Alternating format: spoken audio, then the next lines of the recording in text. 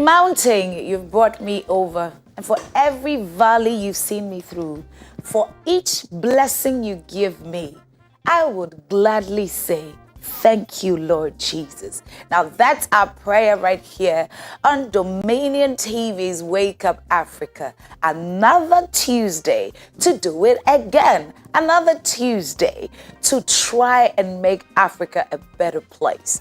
Well, you're welcome, and my name is Precious Biadala. Today, like the regulars would be having the weather, would go through birthdays, some special birthdays coming up. And also, we would be having sports, right? And there's also going to be health segment. We'll be talking to the doctor about a number of things that bothers on your health. The big conversation, though, for today is this. If you've been watching DTV, there's this statement that comes up. Well, Africa is blessed with a lot of youth. It could be a blessing, but also a challenge. Now, today we want to know how the youth can fully benefit from social media. How can we tap into the great blessings of using social media in business, in life, in general, to make sure that our life gets better. We've seen people whose parents or whose children have been parented by social media, people whose marriages have been mentored by social media. Good or bad? Well, we'll find out today. And that's a conversation you don't want to miss. If you're home with Dominion TV, great. And if you're going out, it's My Dominion TV on Facebook, YouTube, all social media platforms. Like, share, and drop comments. And like we do, be a part of the conversations. All right, now, so it's about time that we settle for the weather, and then the program continues. Let's say a big thank you to the Bank Hospital, Aqua Clear Mineral Water, and also Gino Tomato Mix for this beautiful show that we're about to experience. Up next is the weather. I want to welcome you. I want to welcome you to Wake Up Africa Morning Show. If Africa has ever needed to wake up, it's now. I promise you that this Wake Up Africa Morning Show will impact your life. It will illuminate you. The Bible said that thy word is a lamp to my feet and a light to my path. You need this insight. You need the understanding required to make all the difference in all of our lives. I want you not just to tune in to the Wake Up Africa Morning Show, but I want you to be a sponsor.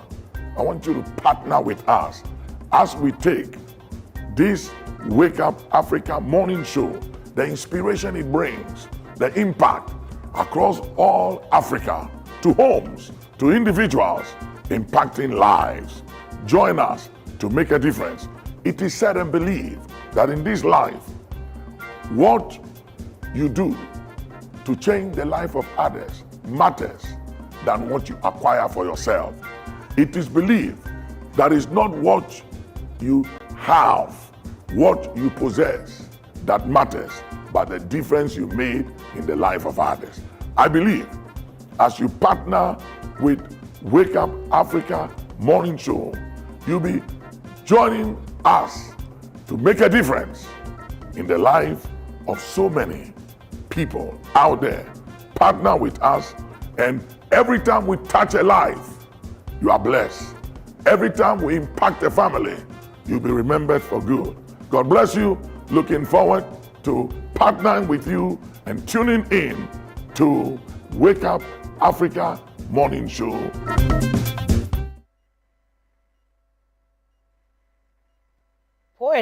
And I'm going to be your weather prophetess for today. Let me just read it real quick. The weather today will be variably cloudy over the country, with mist and fog patches forming over the coastal and forest areas early this morning.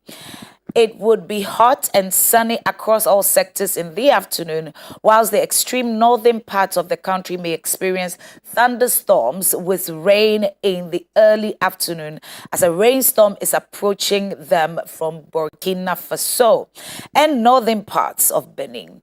The transition and the middle sectors may also experience isolated rainfall activities late afternoon into the evening before or after 4 p.m. The coastal belts may not experience any major rains today. The state of the sea will be rough today as usual, so fisher folks would have to be extremely careful. And that's it by way of weather report. Would be keeping you updated on any changes at all. Now, there's another communique also from the Ghana Highway Authority. If that video is ready, if we can just see it. Okay, so in the course of the program, would keep you updated on that because it's an information for those who are plowing some of the major roads here in Accra. Oh, okay, so the video is ready. Well, let's just take a listen. Thank you. Behalf of the Ministry of Roads and Highways wishes to inform the public and all road users of an upcoming traffic management arrangement as part of the ongoing construction works on the Accra-Tema Motorway and Extensions project. To facilitate central pier construction works for the expansion of the Tetekwashi Interchange Bridge, the number of lanes on the north-south bound carriageway, thus Medina to Accra direction and vice versa, will be temporarily reduced from 4 lanes to 3 lanes. This adjustment will take effect from Sunday, 22nd of June 2025, and it's expected to last for 4 months. The lane reduction is necessary to provide safe working space for construction personnel and to ensure the continued safety of all road users. We kindly urge motorists to exercise caution, follow directional signs, and cooperate with traffic management officials throughout the duration of the work. For further information, please contact the Public Affairs Division via WhatsApp 055 162. The Ghana Highway Authority, acting on behalf of the Ministry of Roads and Highways, wishes to inform the public and all road users of an upcoming. And there you have it. That's information for those of us using the N1. So there's going to be some sort of traffic, and that is going to last for the next 4 months. It's for maintenance works. So those who are leaving home, working around Accra Central, using Medina stretch, you want to leave home a little earlier.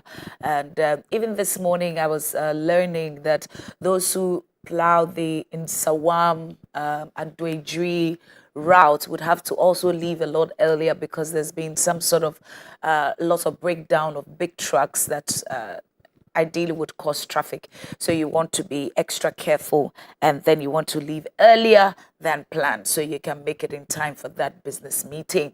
Well, that out of the way, let's get ready for birthdays. Now, happy birthday to these people. Yeah, it's your birthday. It's your day, one day out of 365. It's your day, one day out of 365. Happy birthday, ooh, to you.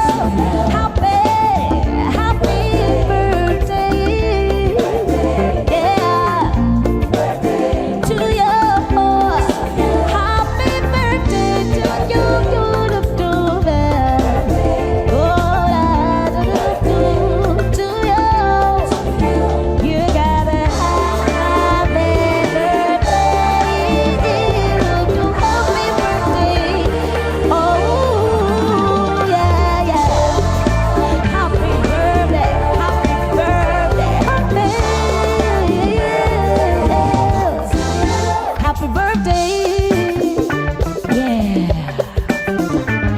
It's your birthday. It's your day, one day out of 365. It's your day, one day out of 365. Happy birthday. Ooh, to you. Happy birthday. Yeah. To you. And happy birthday to these beautiful people. We have some special birthdays coming through. First off, Gifty Sela Cementa. Gifty Sela, happy birthday to you. Well, you think I didn't know? I know. Happy birthday to your beautiful self. Akoli Monica, happy birthday to you. Lucy Chikata, happy birthday to you. Charles Okoro H, prayer secretary CF. All right, I remember. Happy birthday to you. Mary Lovena, happy birthday to you. AY Han Jemfi, happy birthday to you. Matthew Bentum, happy birthday to you. Eric Barango, happy birthday to you. Clue McCaffrey Eric, happy birthday to you. According to your record on Facebook, you are 120 years old. That's amazing. Ewa George Kweku. George, okay. Happy birthday to you, George. And then Julius Kofi Ganyo, happy birthday to you. Julius M, good morning. Happy birthday to you. Wow, good morning. Beautiful. Mimi Tina, happy birthday to you. And AC Aziaka, happy birthday to you. And now, special birthday also coming from Reverend Savior, right? Reverend Savior wants to wish Reverend Victor Francis Eke a very beautiful happy birthday. And let me just read what is written there. It says, Daddy, we're celebrating you today. May your birthday be filled with joy, laughter, and love. Thank you for being a source of spiritual guidance and encouragement to us all. And so this is from Reverend Savior. The moment he's added us, or it means that there are a lot more people added to probably a church, a group. But a happy birthday to you, Reverend Victor Francis Eke. Yeah, so on the birthday, no, let me welcome a birthday. Someone who celebrates birthday every day in my life. Koku. Is it your birthday? Is it your birthday? Every day could be your birthday. You know? Why? Depending on how you see life. Oh no, okay, in that regard. Fine, yeah, of course, yes. Yeah. If that's the context, I'm fine. 2 minutes. Why are you here again? I'm visiting. Yeah, visiting. Well, we like it. Thank you very much for visiting. We miss you though. Of course, I miss you guys too. But of course, let me just do some birthday wishes. I have two concerns as well. I'll share that after the wishes. One is going out to Naira Amma Sari. Today's your birthday. More to wisdom, my very good friend. Today's your birthday as well. Happy birthday to you. Also, Nelson Clue, Kwame, and Beatrice Amma Jovako. Today's your birthday as well. Happy birthday to all of you. Right. First, my first concern has to do with and this is on a light note, right? Don't do that. Okay. Don't Serious do that. face. There are some people who must consider themselves as essential workers, and that must include, and they must understand porridge sellers, Hausa cocoa sellers. I mean, and also that also has to do with Watching sellers. yeah, watching. I mean, we are considering watching that because some of the attitudes. So we are considering whether to put them in the essential workers category. But the bean sellers also. So the Hausa cocoa and the bean seller. So you can just rate. No, when you say beans, like no, that doesn't. Bobo. It has to be bobo. Yeah, of course. You get it, yeah. Because if you say beans, Because it could be we cannot be passing by your place at 6:30 a.m. and you are not ready. And the other one has to do with the communications. I think one of the things I've seen from the ministries is where they plant communications people, of course, those of us who have gone to study it in school. But because you are new to the space, you do not have the grasp of the issue. So for instance, if I'm sent to the energy ministry today, what will happen is that I have to have wide knowledge on that. We don't get to see the depth, and so sometimes they get into trouble, and you cannot do it all. And so this is just me to some some of our colleagues who practice that I mean, there's also a way to train people in the departments. Yeah. The technical department, the other departments who cannot communicate it, they know it. So what you do as a communications expert or director is to train them rather to speak on specific issues. Yeah. Not all of you, they call you on Dominion TV, you are talking, they call you on UTV, you are talking, you could mess it up and all of that. And so this is just an appeal to communications people that when they make you a communications director, it doesn't mean that you have to be the chief spokesperson. It means you are just directing external and internal communications related issues of the institution you belong to. So it doesn't mean that you have to go to speak. Share it amongst. Oh no, I mean this is just an idea I'm sharing. That's a very nice idea. Nobody specifically. I mean, for it to come from a quarters of concern. Anyway, let's do international and local news, right? Let's get you concerned about what's happening on the local and international front by way of Wake Up Buzz.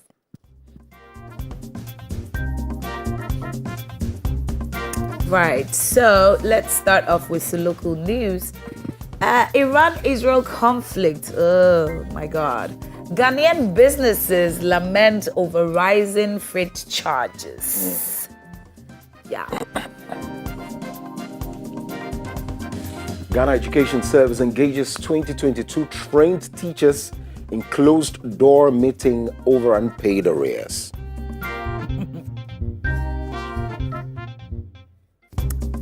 Yeah, and jurors consider petitioning Attorney General amid strike.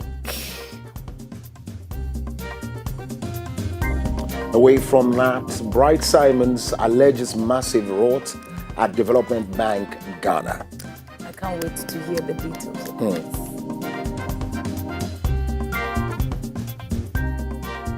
Breaking U.S. laws can lead to deportation, future bans, and the rest. Embassy in Ghana warns visa holders.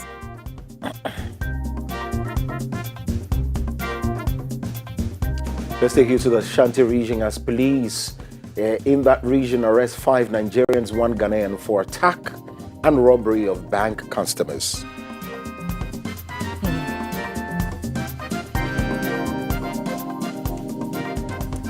Woman remanded for allegedly stealing 800,000 Ghana cedis mistakenly transferred to her account. Wow. A move away from local stories, let's do some international news now. Kenyan police officers charged over death of blogger in custody.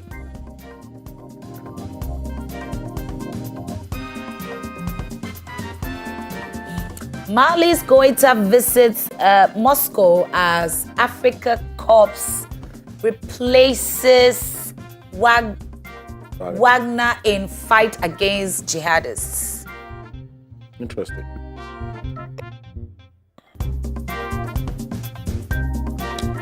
Sierra Leone's Bill takes over as ECOWAS chair. Oh, we're rooting for President Mahama.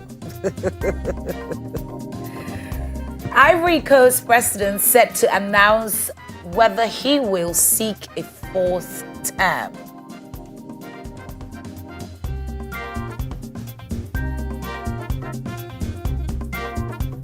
Joyful Ethiopians and Eritreans embrace as rare border reopening.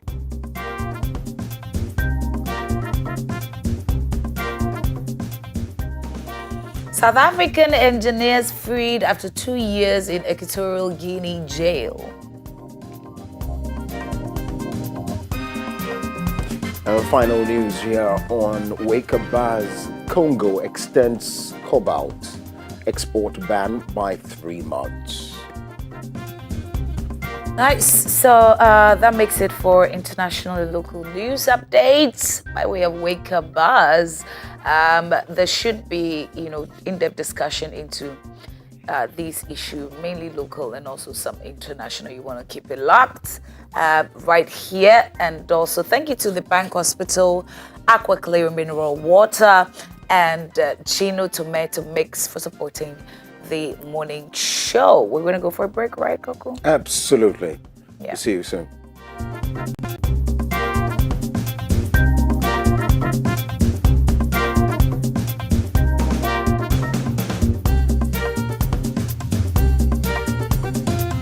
Sunday, 29 June 2025. Get ready to be overwhelmed by the Holy Spirit in a life-changing encounter.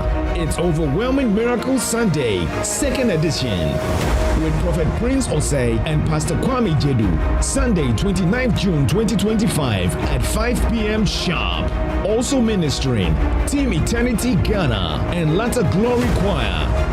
Be present at the Ridge Community Cathedral adjacent Noble House Restaurant, Kumasi. Don't miss the Overwhelming Miracle Sunday 2nd edition, brought to you by Action Chapel International Ridge Community, Kumasi, under the auspices of Archbishop Nicholas Duncan Williams. It's good to be with you again. Thanks for tuning in. Enforcing the Prophetic is one of my latest books, part 2, that I believe will impact your life. I was talking to one of my spiritual daughters the other day. She called me and said she reads her Bible every night before she goes to bed. And I said, that is good, but not enough. And she said, why? I said, reading or studying of the scriptures brings about understanding. But reading is not enough. After you have read and you have acquired understanding, you have to put into action the understanding you have acquired. And that is why enforcing prophetic decrees is very, very, very critical and important. The word of God is prophecy. The word of God is the decrees of God. And they don't work until we proclaim it. So enforcing God's decree is proclaiming and declaring with your mouth what you have read. And the Bible said, I watch over my word to perform it. Jeremiah 1:12. Just reading the word is not enough. You got to release it with your mouth and by your mouth. Faith is released by the mouth and not by your head, not by thinking or imagining. It's by your mouth you release. Joshua 1:8. This book of the law shall not depart out of thy mouth, but thou shalt meditate therein day and night, that thou mightest observe to do according to all that is written therein, for then shalt thou make thy way prosperous. This book of the law shall not depart out of your mouth. So anytime you open your mouth, you should be proclaiming, decreeing, and declaring what is written and what you have read. So get the book, Enforcing the Prophetic Decrees of God. The word of God are prophetic decrees. And God is counting on you and I to declare it, to decree it. Say something in Jesus' name by getting this book to bless you. Amen.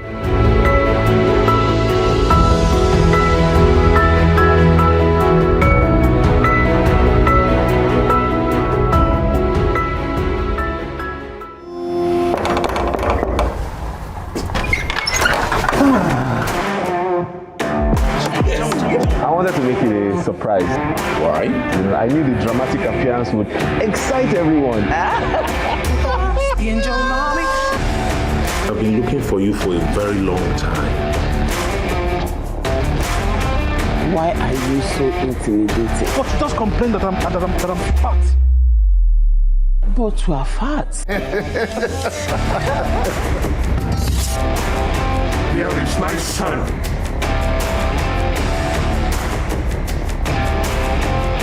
Give me what I want and I will set you free. Stop! Jesus has set me free. Yes, Lord.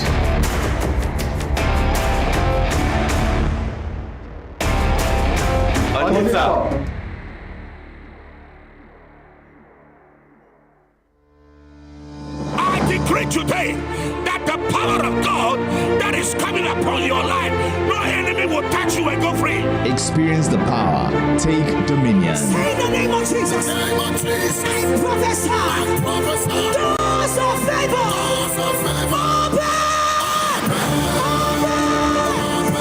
Action Chapel's Dominion Hour. Now, live, this and every Thursday on Dominion TV.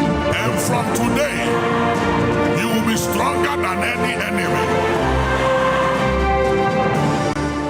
Prayer is a daily necessity for daily triumph.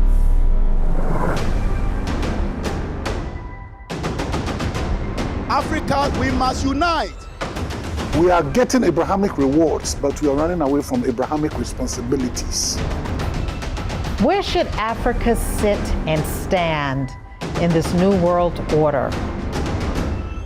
Africa has the youngest, fastest growing population. That's a blessing, but it's also a challenge. Yeah. Who did God describe as the man after his own heart? David. Adam.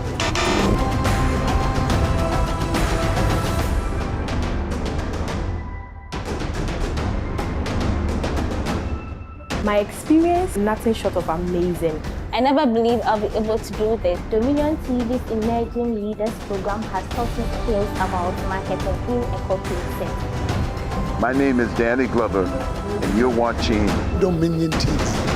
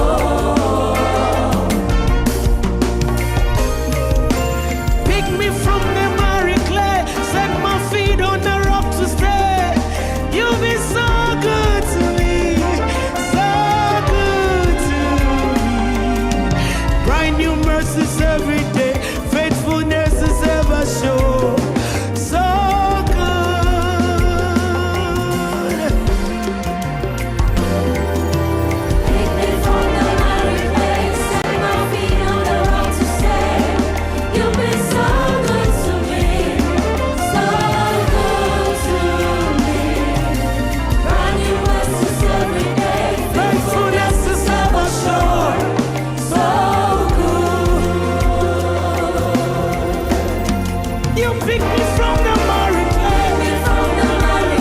Set my feet on the rock to stay.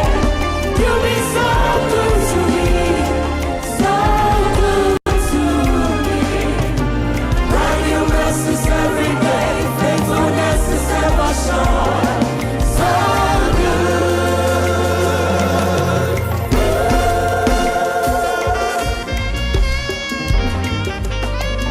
Oh, Eradia, we are mobile.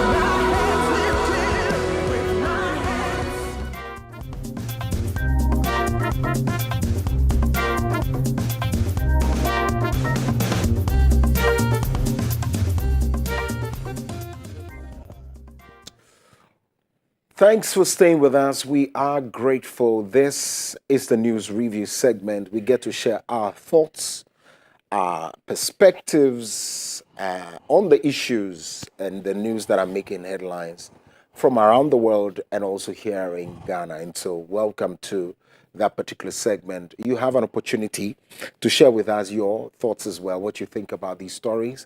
You can do so by sending us messages via our live stream on Facebook and, of course, on YouTube, My Dominion TV. Please do well to also like all our pages. A big thanks to the Bank Hospital and, of course, Aqua Clear Mineral Water and Gino Tomato Mix. Grateful.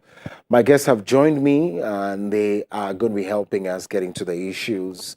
Reverend Anayo Bafo Boni is an architect by profession and by calling a pastor who is with the Eagles Network International Ministries. Thank you very much. Thank you. We are very privileged as always to have you in our studio. Hey, cool. No, They give you fresh air. No, I need to register that. So if I have not, maybe there's a reaffirmation. We have to affirm that we are. They're putting the voters register. And of course, to one big man as well. Yeah, my tummy. No, it's not your tummy, it's your status. Dr. Justice Apiakubi is a development expert, the Dean for the Dominion Theological Seminary. Indeed, also big man. It's an honor. Thank you. Thank you for having me. Thank you very much for coming. Well, let's get in. But of course, let me ask how both of you are doing, whether everything is okay. By God's grace. Yeah, well, it was a good weekend. Okay. All right. Because I think he was speaking somewhere apart from his church. Oh, okay. He spoke somewhere? And if you speak somewhere apart from your church, church, the envelope is... Well, Doc got it wrong, actually. I have a secondary school that I occasionally minister at. Oh, I see. In Medina, St. Peter's Mission School. Okay. So that's cool. I went there to have some time with them on Sunday morning. Yes. Yeah, you enjoyed it. So that place you rather pour out. I pour out, all right. Anyways. It will come. It will come. It has to come. It has to come. Well, let's get on to the very first story, and I want us to do a top-down approach. Please, I'm not speaking just a top-down approach in terms of story, where we go do international and come back. So speaking at a end, and let's go to Ivory Coast, shall we? The Ivory Coast president said to announce whether he will seek a fourth term. Speaking at a rally in Abidjan on Sunday, Ivory Coast President Alassane Ouattara said that in the coming days he will announce whether he will run for a fourth term in the country's 25 October election. His message to tens of thousands of supporters came a day after he was officially nominated as candidate by the ruling Rally party, right?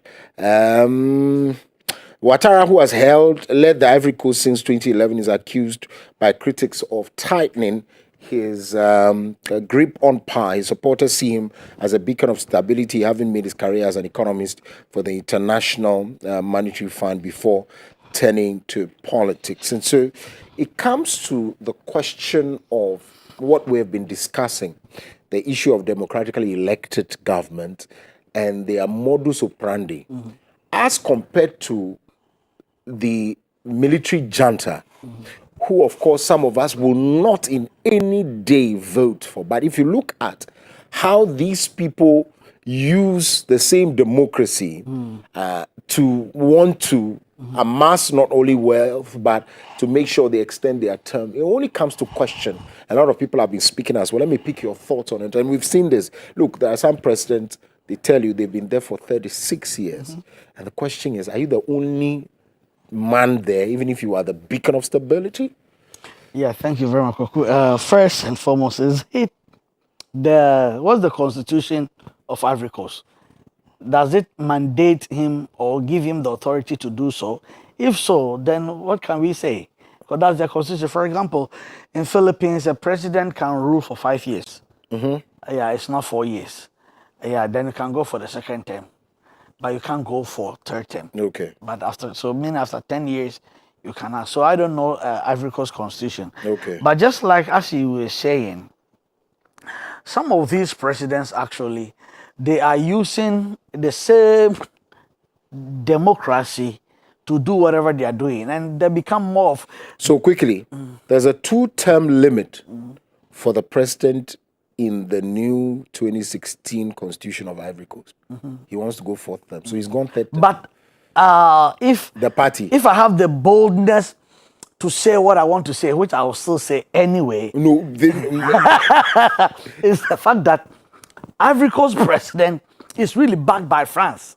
Let's say it. Okay, he's really backed by France, and France is losing hold among the Sahel area and among the francophone, what do you call this one, countries who are under France. So one of their greatest ally is Ivory Coast.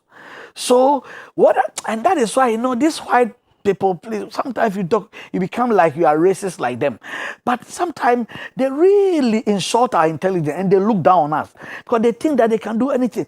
You guys would not let Ibrahim Traore try to do even something slightest similar to what is happening, and they will go to US and France and say whatever they want to say. But this guy, he can go as long as more than Supreme Court justice. At least our Supreme Court justice will kick her out. He's not kicked out, he's suspended. We're suspended. You see, and so that is actually, I think that France, I think, again, viewers, I think, I didn't say I have a category.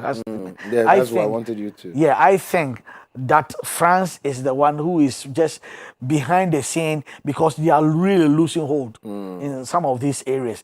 And the last one I would say is about using the democracy to do whatever they are doing.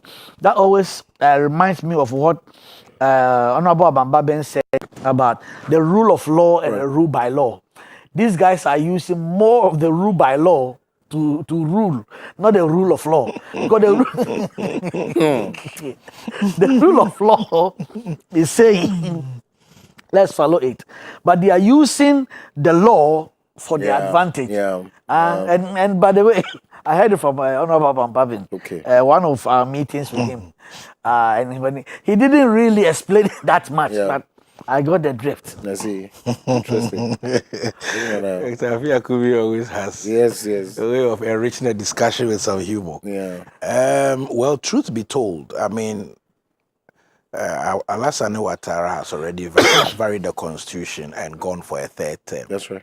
It won't be news if he goes for 4th and a 5th and a 6th. You see, the thing is that our world is filled with a lot of hypocrisy when it comes to the political arena.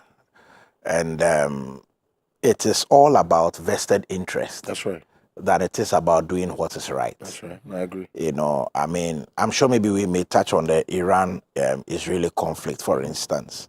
I mean, you watch, for the very first time, all those who stand with Iran have left Iran in isolation. Have they? Absolutely. All of them have left Iran in isolation because, again, they've all gauged their vested interest and decided that this time round, this is the way to go. So with the issue of La Côte d'Ivoire, I am told that there was a point where Laurent Gbagbo was, having sentiments similar to the Traore mindset, that France can't take things for free again, they must pay their due, blah, blah, blah. And so that so-called coup and popular whatever that ousted him was just instigated. What these foreign interference guys do is that they do all the groundwork and they put the final trigger in the hand of an indigent, so it looks like it's a local coup. I mean, same with Gaddafi. His convoy was bombed, his country was razed down to ashes. And then, they just told one of the locals, it's in this hole here in the drain, go finish him off. So it doesn't look like it's a trigger of a foreigner. And that has been the modus operandi. And it smacks of the stinkiest hypocrisy to see that the world is up in arms against someone like Ibrahim Traore, who is wishing well for his country, Burkina Faso. And yet here is somebody, in a tyrannical situation, and they seem to be deaf and dumb. You see Yoweri Museveni, I mean, he became president. I don't know whether I was born or I was still learning to walk. The other guy is Paul Biya. Paul Biya, Cameroon. He's been president longer than I've been alive. One of the international conferences, he sat there, it was his turn to talk.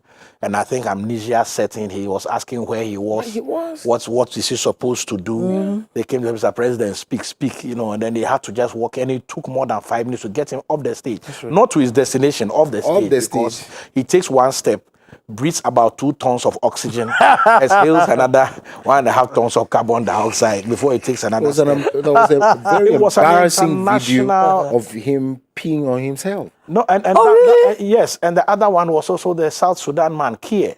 Stood right there in public and was peeing. In fact, I didn't know he has a urine retention thing because he came in public, and then the bodyguards had to start screaming. The journalists should turn the camera. Everybody turn the camera now. Turn the camera. Well, we've seen it. Oh, Africa. Well, I heard a joke. I don't know how true. I heard something. I don't know whether it was a joke or it's true, but I'm told the journalists that actually filmed that thing can't be found.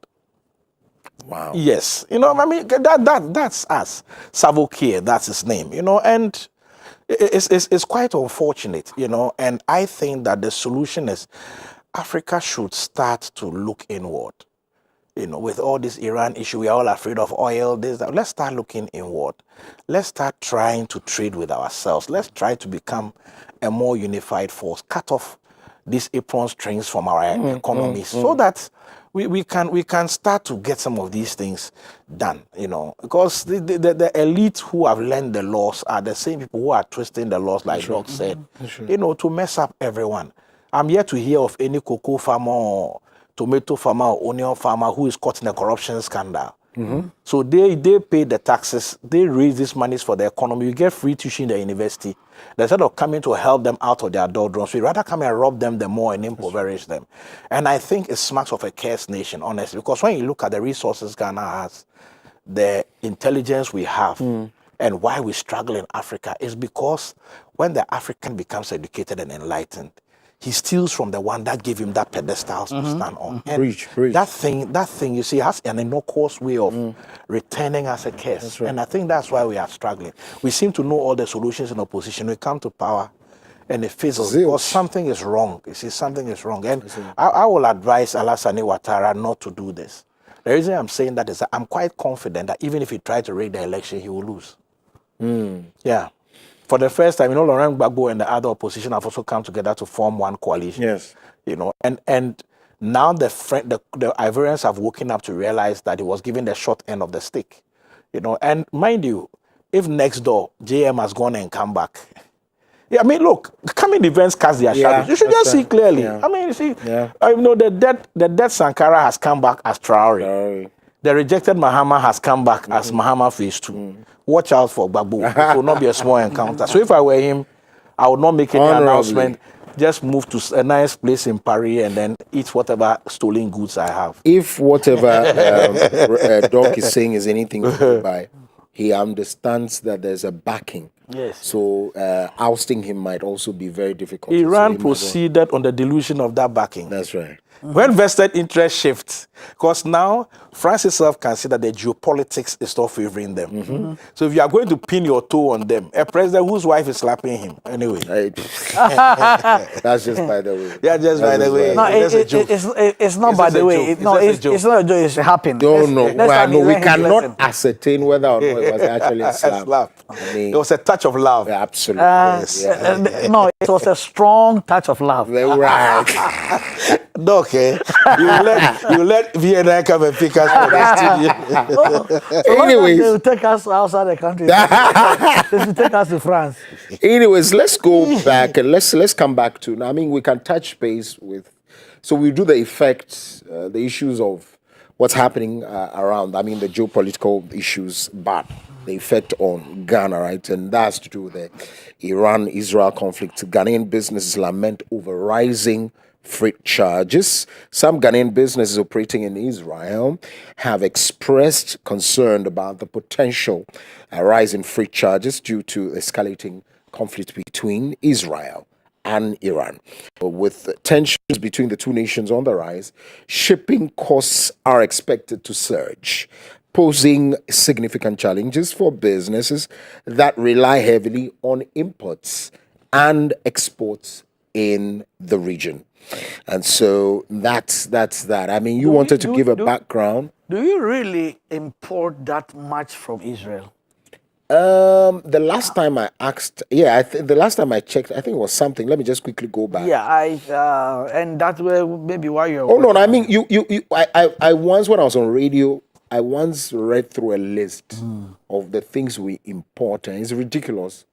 Oh yeah, from countries. Oh, but things we import, I don't know if I told you. I went to a market, Medina Market last Sunday, to buy orange. I use a juicer to juice my oranges, so I buy a bunch of orange. I went there only to find out that oranges come from Togo. I was shocked. Okay.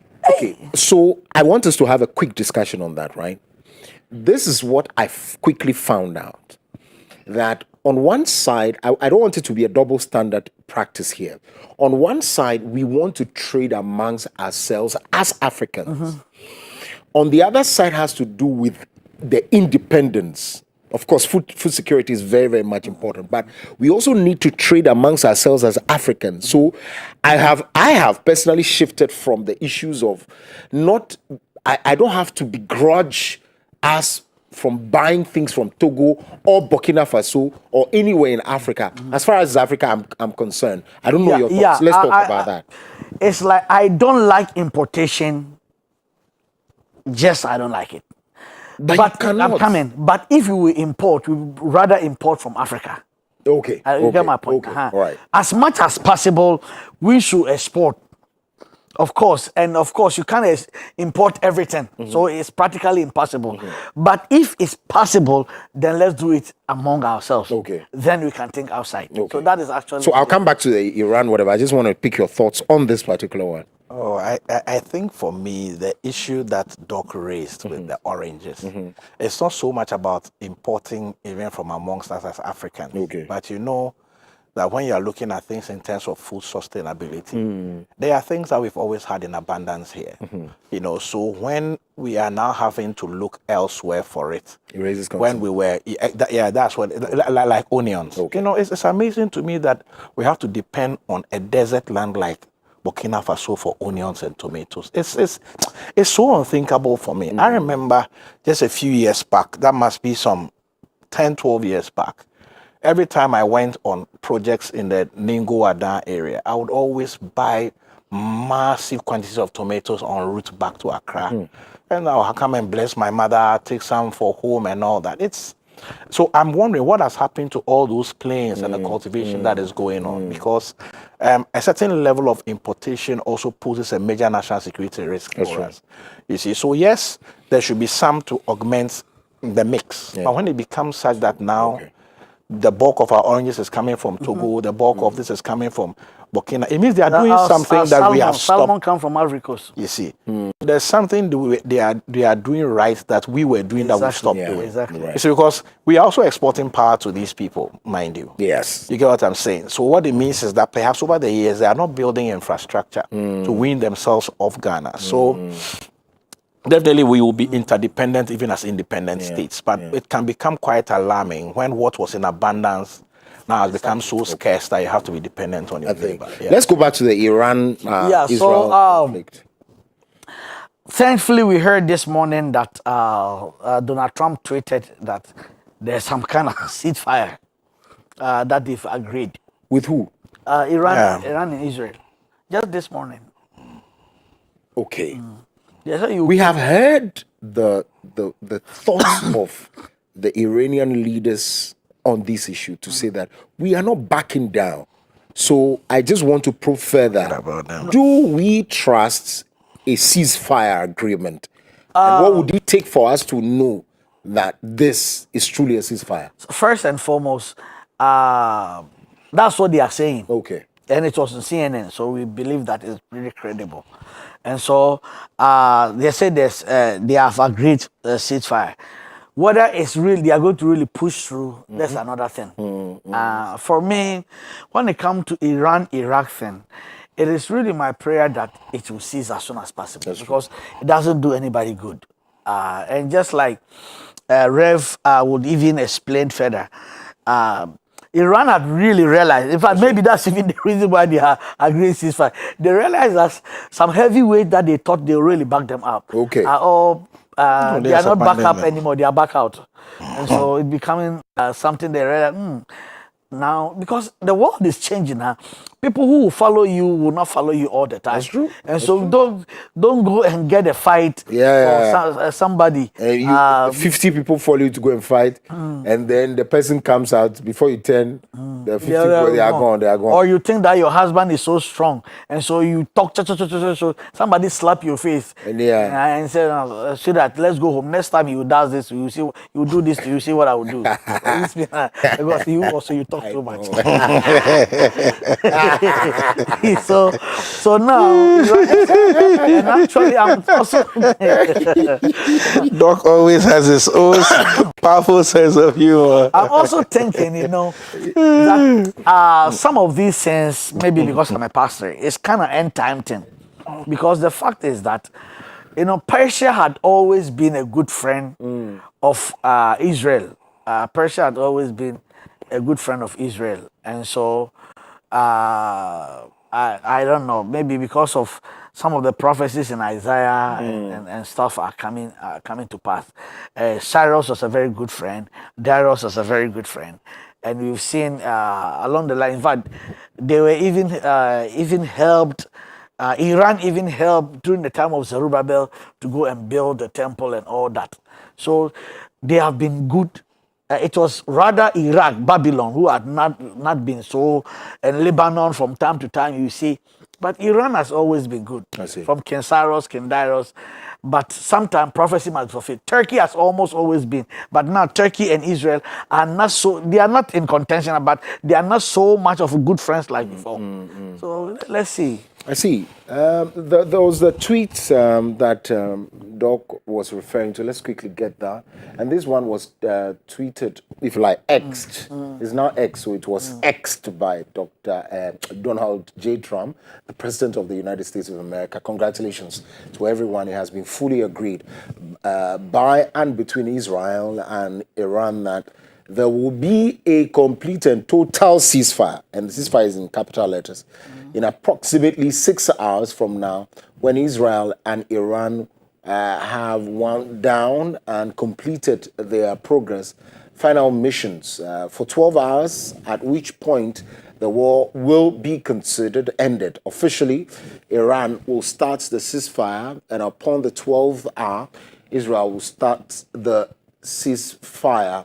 And upon the 24th hour, an official end to the 12-day war will be saluted by the world, and during each ceasefire, the other side will remain peaceful and respectful on the assumption that everything works as it should, which it will. I would like to congratulate, you see the point, on the assumption that everything works as it should, which it will. Exactly. I would like to congratulate both countries, Israel and Iran, on having the stamina, courage, and intelligence to end what should be called the 12-day war. Exactly. This is a war that could have gone on for years and destroyed the entire Middle East, but it didn't and never will. God bless Israel, God bless Iran, God bless Middle East, God bless the United States of America, God bless the world. Donald J. Trump. You see? My point exactly. So no, he said very emphatically that it will. It will and could have gone on for a long time. In fact, you see, Koko, you need to understand. Producer, let's also check. Relax. Let's check the whether or not Israel has tweeted. Let's check whether Iranian leaders have tweeted as well. They will not bother. No, I just want to see. They will not bother. Actually, what is happening is this. You can see the headline here. Oil prices crash after Iran strikes the U.S. facilities. You see, look, one page on which I am, they were saying that, is this a war? This is just peekaboo. What is actually happening is that, you see, Iran has seen very clearly that they are alone. And a lot of their people have been blacked out in terms of news and social media. So this retaliatory act is just done to appease their people, to let them know their government is not weak. In fact, the truth is that America is not looking for regime change. That is why the war is ending.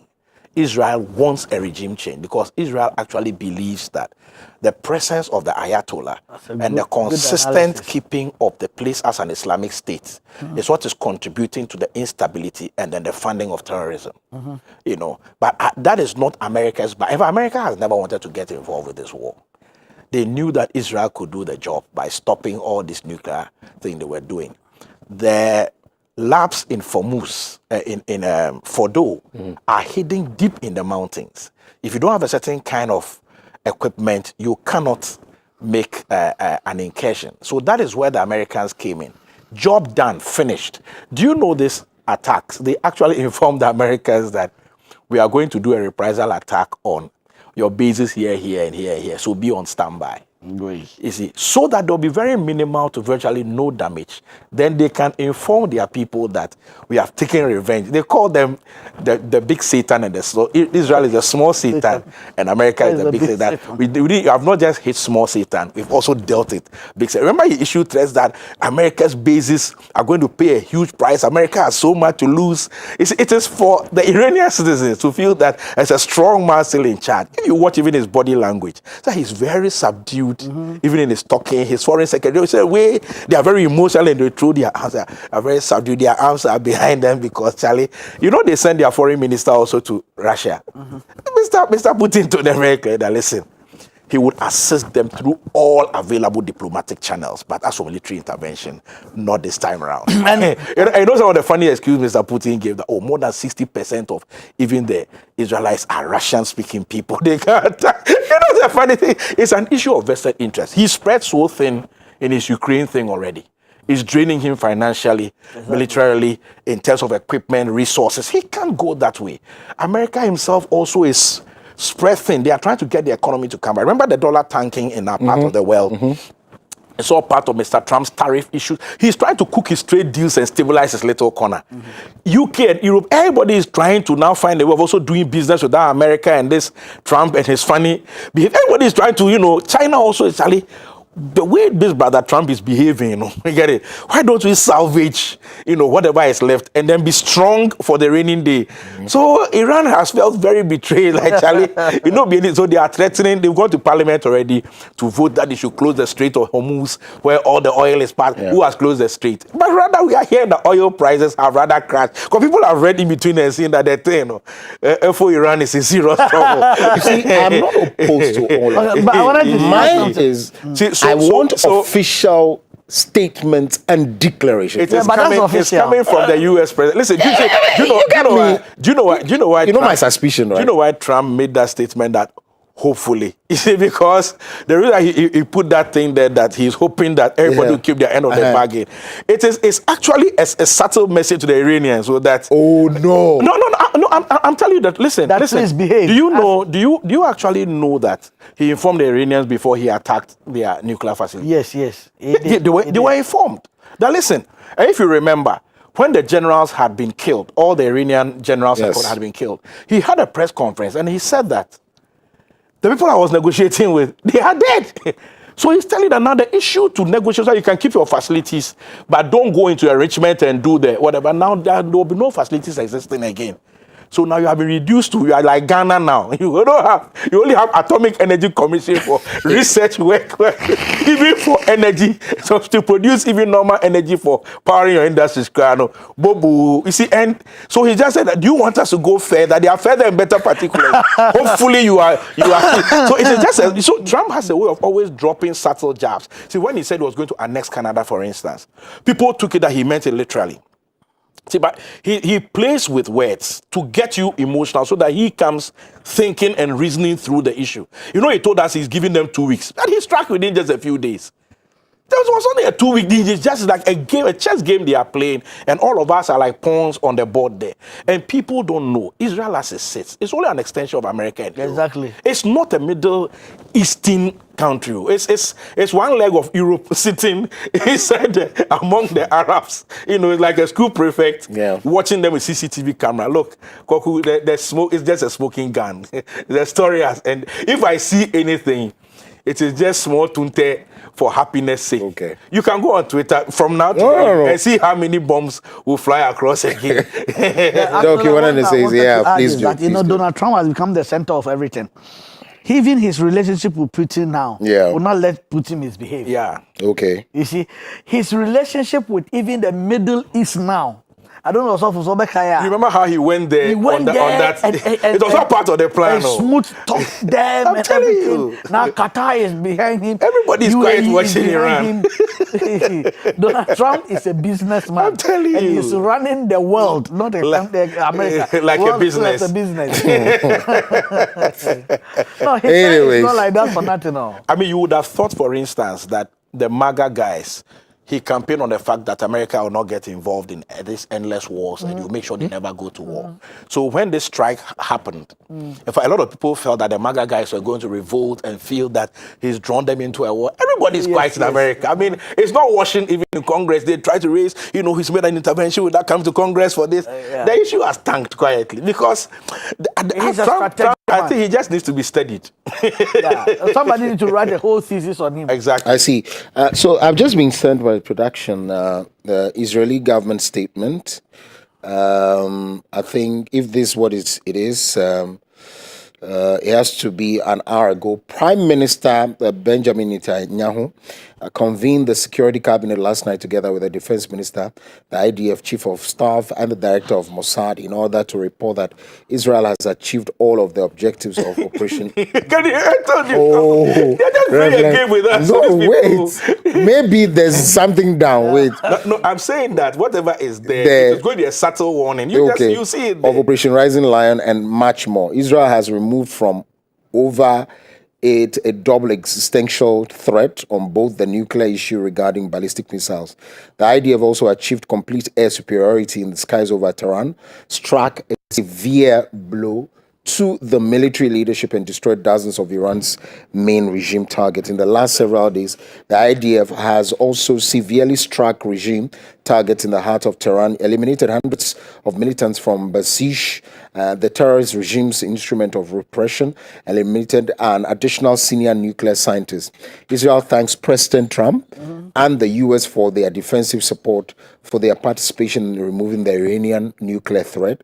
In light of having achieved the objectives of the operation and in full coordination with President Trump, Israel agrees to the president's proposal for bilateral ceasefire.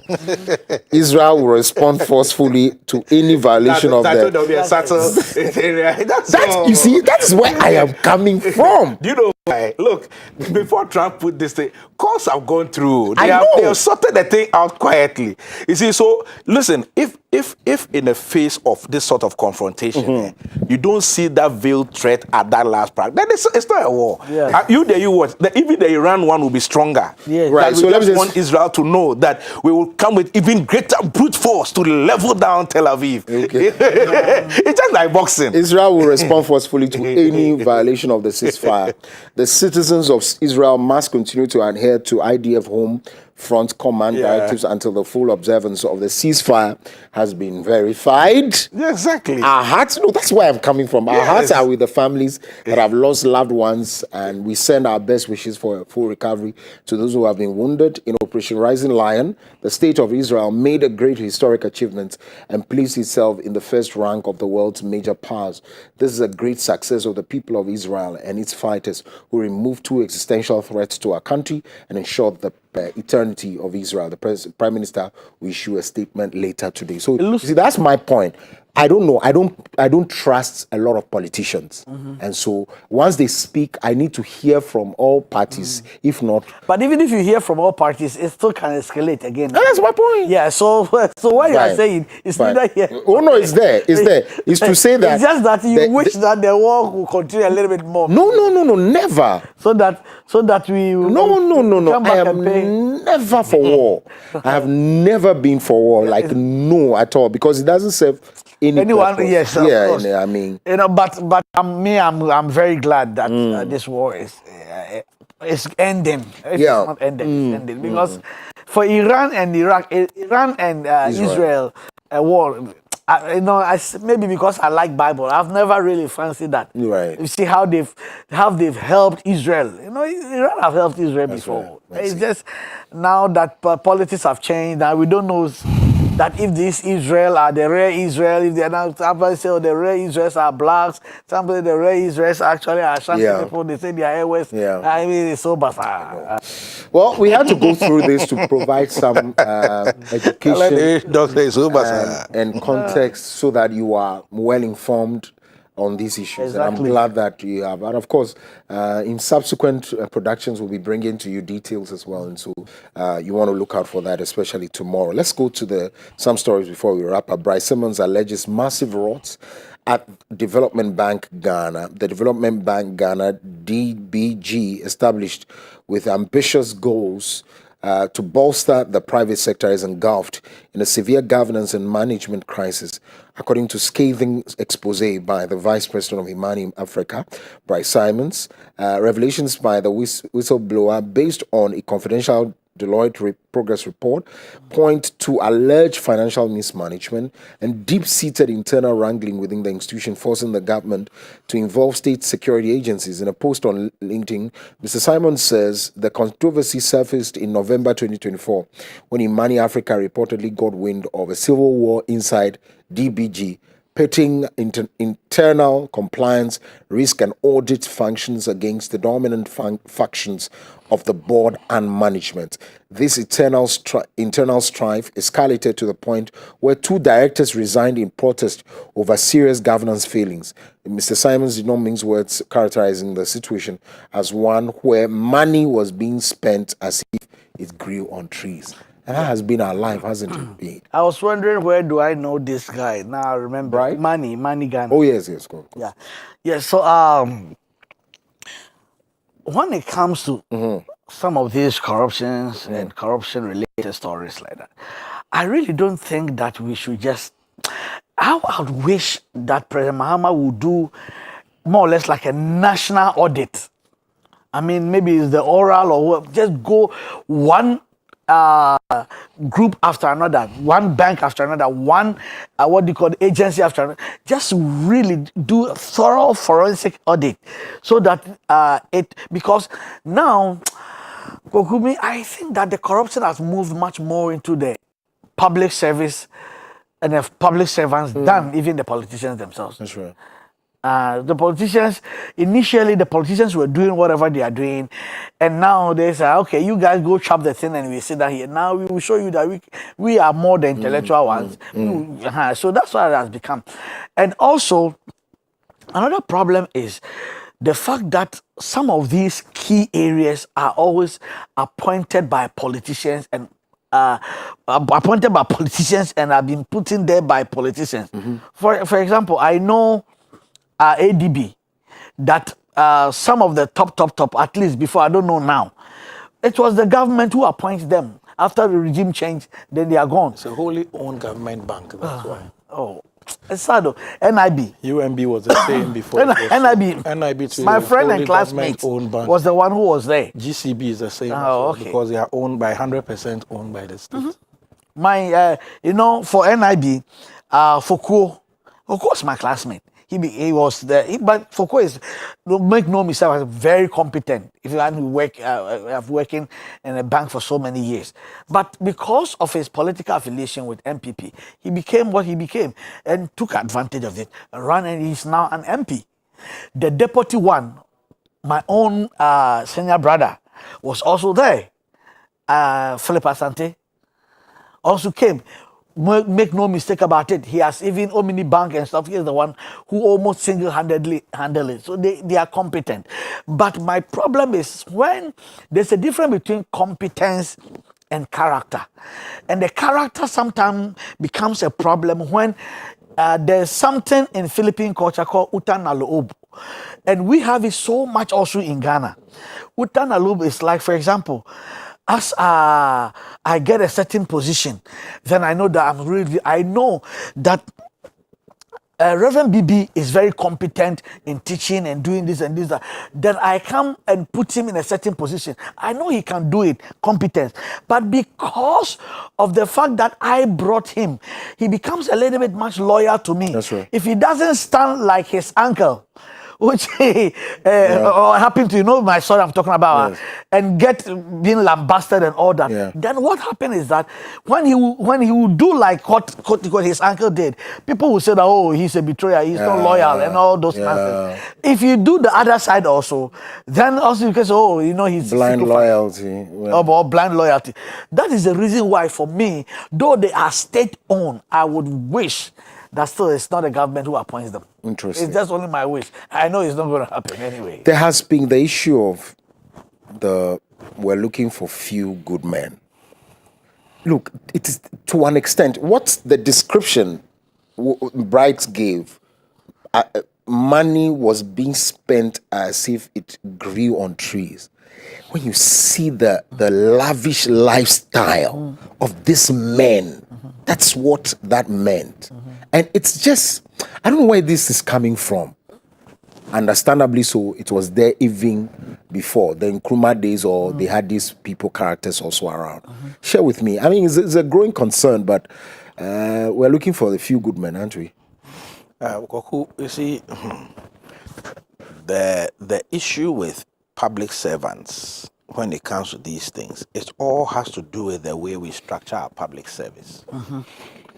For example, even though the single spine tried to streamline some of these things, it goes without saying, there is no way that a secretary with the same qualification in anywhere in the ministries will be paid even half as much as, let's say, a secretary who is doing less work but is working directly in the president's office.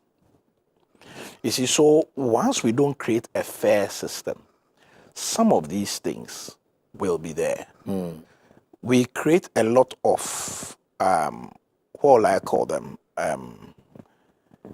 attractive things that the motive is that the public officers will be able to work without being distracted. They can focus and give their all. You see, and we have put these things there in a blanket way. And those who come, they exploit it. Look, some of these things, when you go into them, yes, it is lavish, it's extravagant, but the system does not disallow them.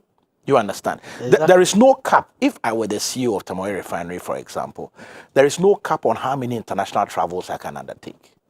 There is no cap on how many of them I can go with a business class and others that I cannot. So people always go for the highest possible luxury. Look, I don't want to mention, because it's not even a state-owned thing, but it's very much attached to the government. My wife is in the ticketing and reservation business. She runs her own travel and tour agency, right? When she used to work with one of these multinationals, sometimes they will come, you are even explaining to them that we even have these packages which have these incentives and, reduced prices. They said, no, we want the highest one, yes. And then sometimes they'll do something funny, cancel the thing, come for some refund. You see that something is going on. Somebody is playing some games. In fact, at a point, there was our late president's brother also was buying ticket from that place. At a point, he came himself to come and work on a reservation for himself because he couldn't believe the figures. And when the office gave him the bill and he compared to what he had been signing off on previous, it's like worlds apart. And so people will always go for the kill. And it's because there's so much disparity. Look at what Article 71 holders get. And there's somebody who work in the ministries faithfully, an honest person who will not be involved in these corruption things for 30, 35 years. And he's going home and even some 2-3 bedroom bungalow, they are struggling to roof it to go and spend their retirement in. So once we don't create a fair system, the complaints will be there. And then secondarily, I believe that some of these so-called incentives and largesse must be tied to performance. It must be tied to performance. I have a relative who once headed one of these state-owned institutions where there was a lot of money being spent there. He tried to streamline this. Some people tried to literally unalive him. But he put his foot down. Do you know people just bide their time? Because after 5 years, I qualify for a housing loan. After whatever years, I qualify for a car loan. So they are just there. They just have to make sure they don't get sacked. But to deliver, no. Because everything is tied to how long they've been around, irrespective of even what the departmental appraisal is saying at the end of every year. So he said, listen, let us start to peg these things at performance. Come and see a lot of junior workers were just rising and shining as stars. Because they were the ones literally carrying the burden of the company on their shoulder. And the big boys were just drinking coffee. They come and like coffee is free. Some don't eat breakfast in the household. They'll come and chew sausage, bacon, put their legs on their chair and swivel all day long in their AC doing nothing. Collecting reports from here, go and do a presentation and going home with very fat allowances. Because when you look at private sector, it doesn't work that way. People's remuneration and whatever incentives they are getting, they are tied to targets. And you can see that you are sweating for it. If we don't start to do that, we will not reform our public sector. And all this wastage will never, ever, ever end, Koku. That's okay. So, and you know, there's something also about, you mentioned about good men. Yes. You know, there's something also about how, when you put your foot down to try to be good, the way you are attacked, you know, so it's frightening a lot of the so-called good men from also coming into the space, you know, because yourself, myself, me, I don't want my matter to be out there in the public for people to be discussing what color of my boxer shorts, where I buy my singlet from and all that. And no. So Charlie, you just be in your lane. So gradually also we are making the environment so murky. And the good men are running from it. First, good men run away from politics, or they say it's dirty. Now we brought it into public service so that, Charlie, I don't come here. So we now have a den of thieves competing among themselves who can steal more than the other. It's sad. Well, there you have it. Grateful to these men, as always, for providing very, very, very insightful and, of course, interesting perspectives, bringing it to the conversation. A big thanks to you, Dr. Justice Piakovi, is a development expert and the Dean for Dominion Theological Seminary. Reverend Anaya Bafoboni is an architect by profession, also a pastor with Eagles Network International Ministries. I'm learning to be a politician, that's why I wave. Yeah. They can wave at you when they are angry. You make a finer one. Politician. You make a finer politician. I don't think I'll survive. I think no party will even accept me. Me too. Because I might go on radio and I'll go and be agreeing with the other guy who is there. Because people is wrong. What is wrong? Do you know that anybody who knows me today, after the immediate government has branded me as ND? Oh, yeah, I see. And 2016, when GM lost, everybody who knew me branded me as MPP. So I said, then I'm like a Farijan. Depending on who is in opposition, I'm on the other side. It means Farijan said that's a proof that he's doing his work. That's right. Anyways, we have the few good men. In case you are looking for, you could come. We'll supply you. We have it. Take me off the list. No, you are a good man. We'll take a break at this point. When we come back, there's more. We'll share a lot of stories with you, tech and trends, and of course, there's a big conversation Biadala is going to be having with you as well. Stay with us.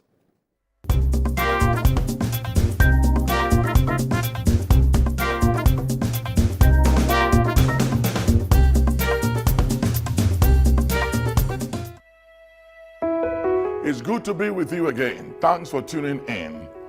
Enforcing the Prophetic is one of my latest books, part 2, that I believe will impact your life.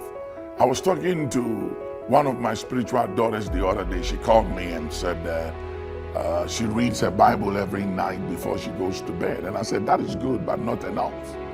And she said, why? I said, reading or studying of the scriptures brings about understanding. But reading is not enough. After you have read and you have acquired understanding, you have to put into action the understanding you have acquired. And that is why enforcing prophetic decrees is very, very, very critical and important. The Word of God is prophecy. The Word of God is the decrees of God. And they don't work until we proclaim it. So enforcing God's decree is proclaiming and declaring with your mouth what you have read. And the Bible said, I watch over my word to perform it. Jeremiah 1:12. Just reading the word is not enough. You got to release it with your mouth and by your mouth. Faith is released by the mouth and not by your head, not by thinking or imagining. It's by your mouth you release. Joshua 1:8. This book of the law shall not depart out of thy mouth, but thou shalt meditate therein day and night, that thou mightest observe to do according to all that is written therein, for then shalt thou make thy way prosperous. This book of the law shall not depart out of your mouth. So anytime you open your mouth, you should be proclaiming, decreeing, and declaring what is written and what you have read. So get the book, enforcing the prophetic decrees of God. The word of God are prophetic decrees, and God is counting on you and I to declare it, to decree it. Say something in Jesus' name by getting this book to bless you.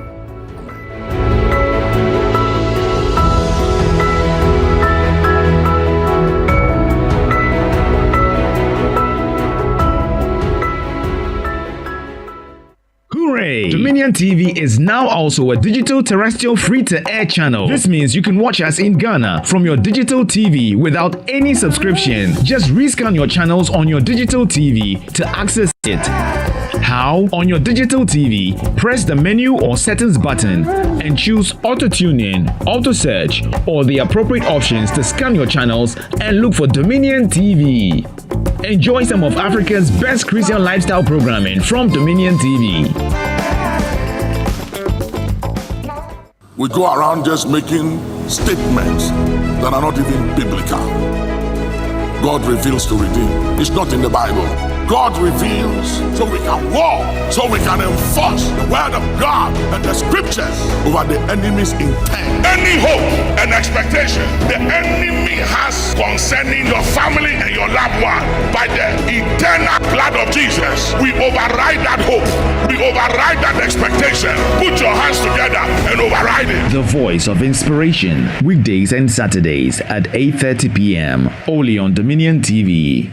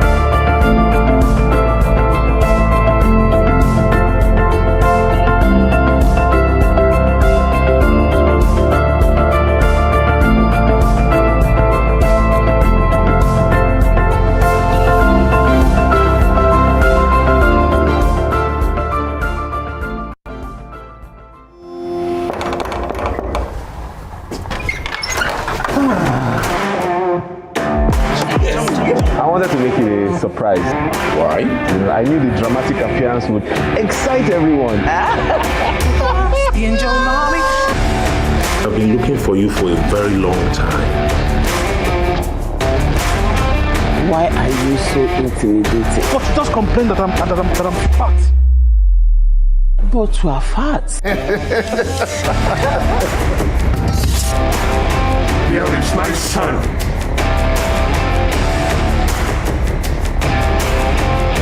Give me what I want and I will set you free. Stop. Jesus has set me free. Yes, Lord.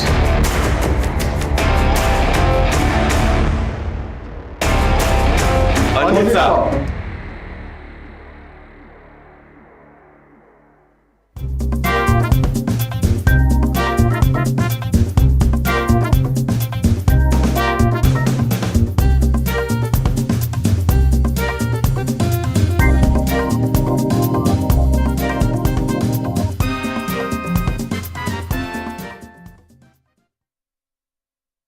With the grill.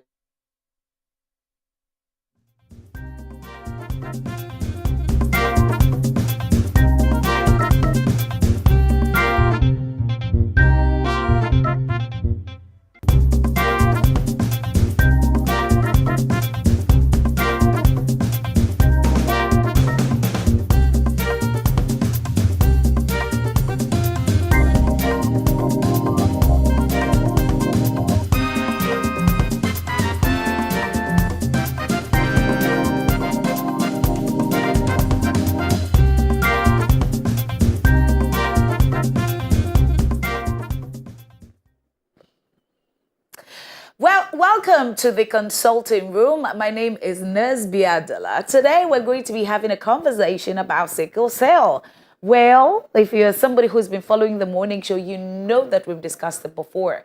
But we're bringing it back today because it's by popular request. The thing about no, not sickle cell, allergies, right? Because I was just reading about sickle cell.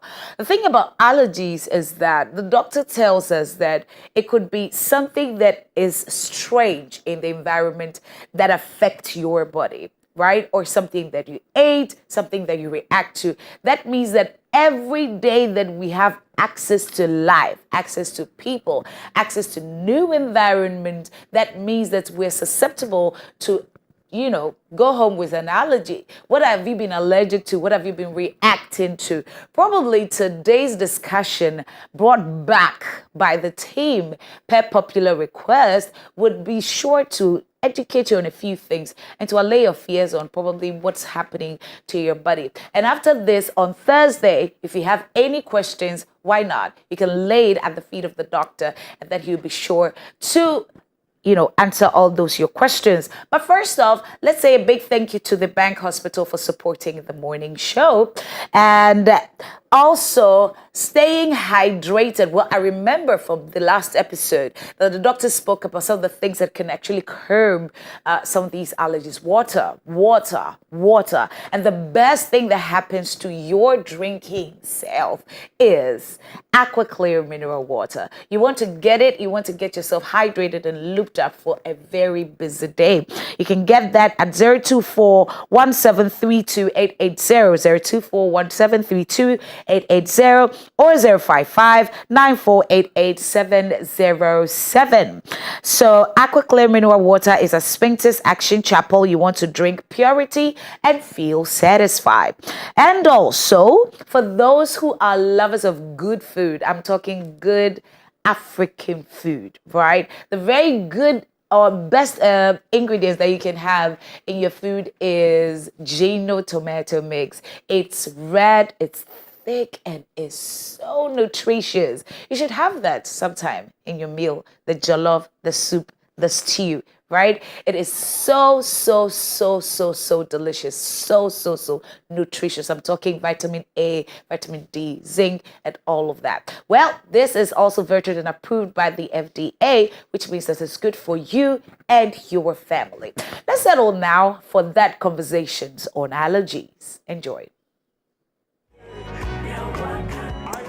Okay, now welcome to the consulting room, where I take your vitals. I'm the good nurse, and we're going to be having conversations about your health.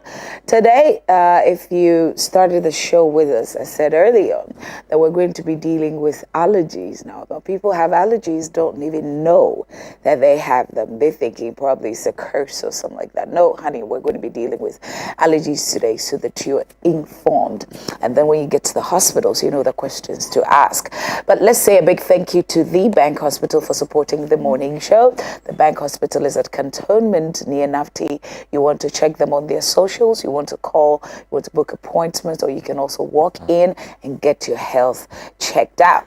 So I have the doctor from the Bank Hospital who is here with me, Dr. Wisdom. Good morning. Good morning, precious Fidel. As for today, the war is live. You have no idea. Anyway, so allergies. I grew up having wild allergies. I had to literally go to the hospital and get some, they would scrub your skin a little bit, do some. I think I have to leave this segment for you. For me, yeah, right? I have to leave it for you because I was actually allergic to a lot of things. A bit of heat, dust. Then if you ate some things, oh Lord Jesus. And because I didn't have, probably the education at the time, I thought that certain foods were just not good for me. What I didn't know was that there were certain ingredients that were used for it, not the food itself. Okay. So I needed to actually go through a full education about it. And I realized that it's also a problem with parents. Sometimes they don't really take the time to know what's my child allergic to. And they don't also understand that, probably we both can come from the same womb, but we can have different allergies, So I'm really excited about this section. Why allergies? I mean, God created us, we're perfect, we're nice. Why should we have allergies? And why would the body react to certain things differently, from other people's bodies? Why? Yeah, thank you so much for having me again. Allergies are things that, like you mentioned, a lot of people are not aware of it. And if you actually go deep down into the rural communities, certain kids are born and they tend to react to certain food that it's called eating from the house pots, so like everybody eats the same food. Why are you the only one reacting to it? Then they might tend to connote this to evil spirits and think that this child is a demon or something. Why is it that when you eat, so you get to eat these things and then you are reacting, getting rashes and all that, so they'll make you drink anointing oil. You drink. So it's important that we talk about these things and for people to, one, be aware of it, two, know how to prevent it. Because if you're not exposed, you would not have the symptoms. That's very true. So there was no point going to the hospital if you identify what exactly is causing it. So basically, allergic reaction is your body's immune system, an exaggerated immune response to things that are originally not harmful to the body. Okay. Your body's exaggerated immune response to things that are not originally or that are harmless to the body or that are not harmful to the body. Right, like dust. Why would you inhale dust and then you're having rashes?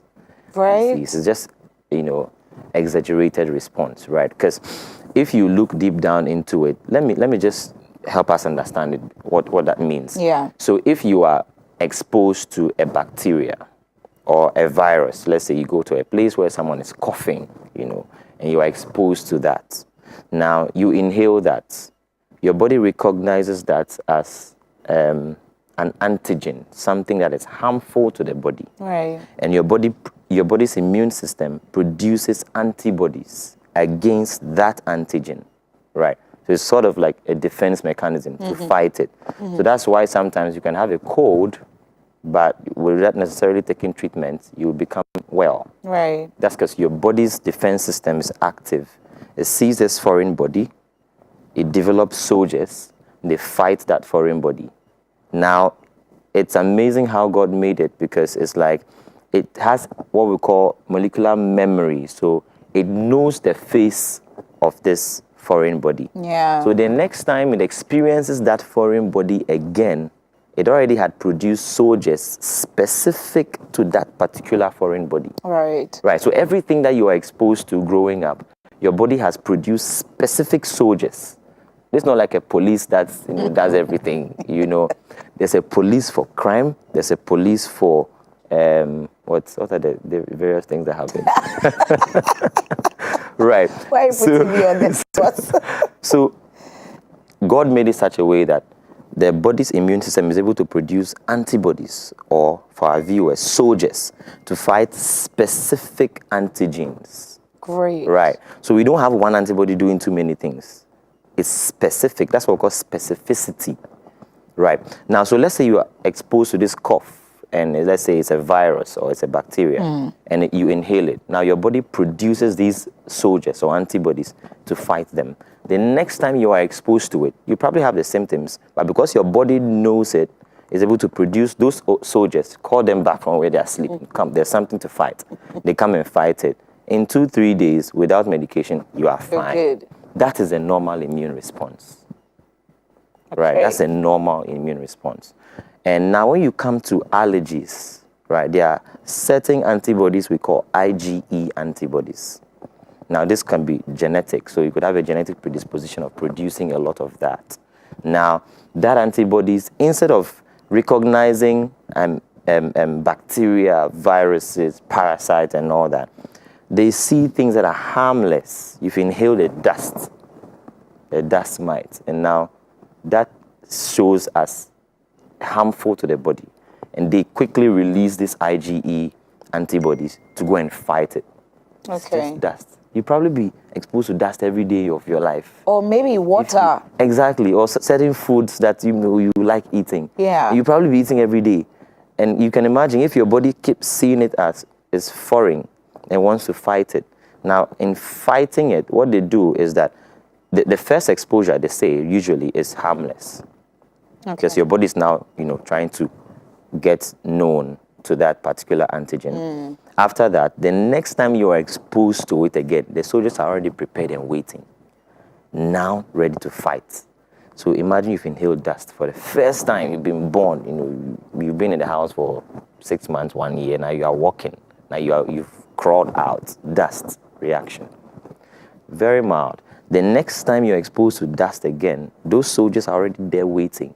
They will come and fight it. Now, in fighting it, they tend to, produce what we call the mast cells. Mast cells, don't want to go into technicalities, but basically, they produce substances that now shows in the body as a rash. Your smooth vessels could contract, which is your airways. So you have difficulty in breathing and so many other symptoms that would highlight. Right? So that's a nutshell of a picture of what happens. It's your body's exaggerated immune response to things that are originally not harmful to the body. But then because your body's immune system is already heightened, it responds to that. Right? And before you come in, there's something we call the hygiene hypothesis. Now, hygiene hypothesis, they're trying to say that when you are exposed to bacteria and viruses early in life, as a child growing up early in life, you tend to suppress a particular immune cell we call the Th2 cells. These Th2 cells, when it's being suppressed, later in life you tend not to have allergic reactions or allergies to certain things. And this is part of the reason why in the developed countries, so what this means is that staying in a too sterile environment would make you have allergies later in life, because now you've not been exposed to contaminants to suppress those cells. Now, when you are now exposed to them, every day you're having allergies. So that's why it says that in the developed countries, they tend to have more allergies than, developing countries. Because developing countries, we've seen Yawa before. We've seen Shege. We've seen Shege before. So it's like those cells are kind of like suppressed. But then again, in certain individuals, it's also heightened.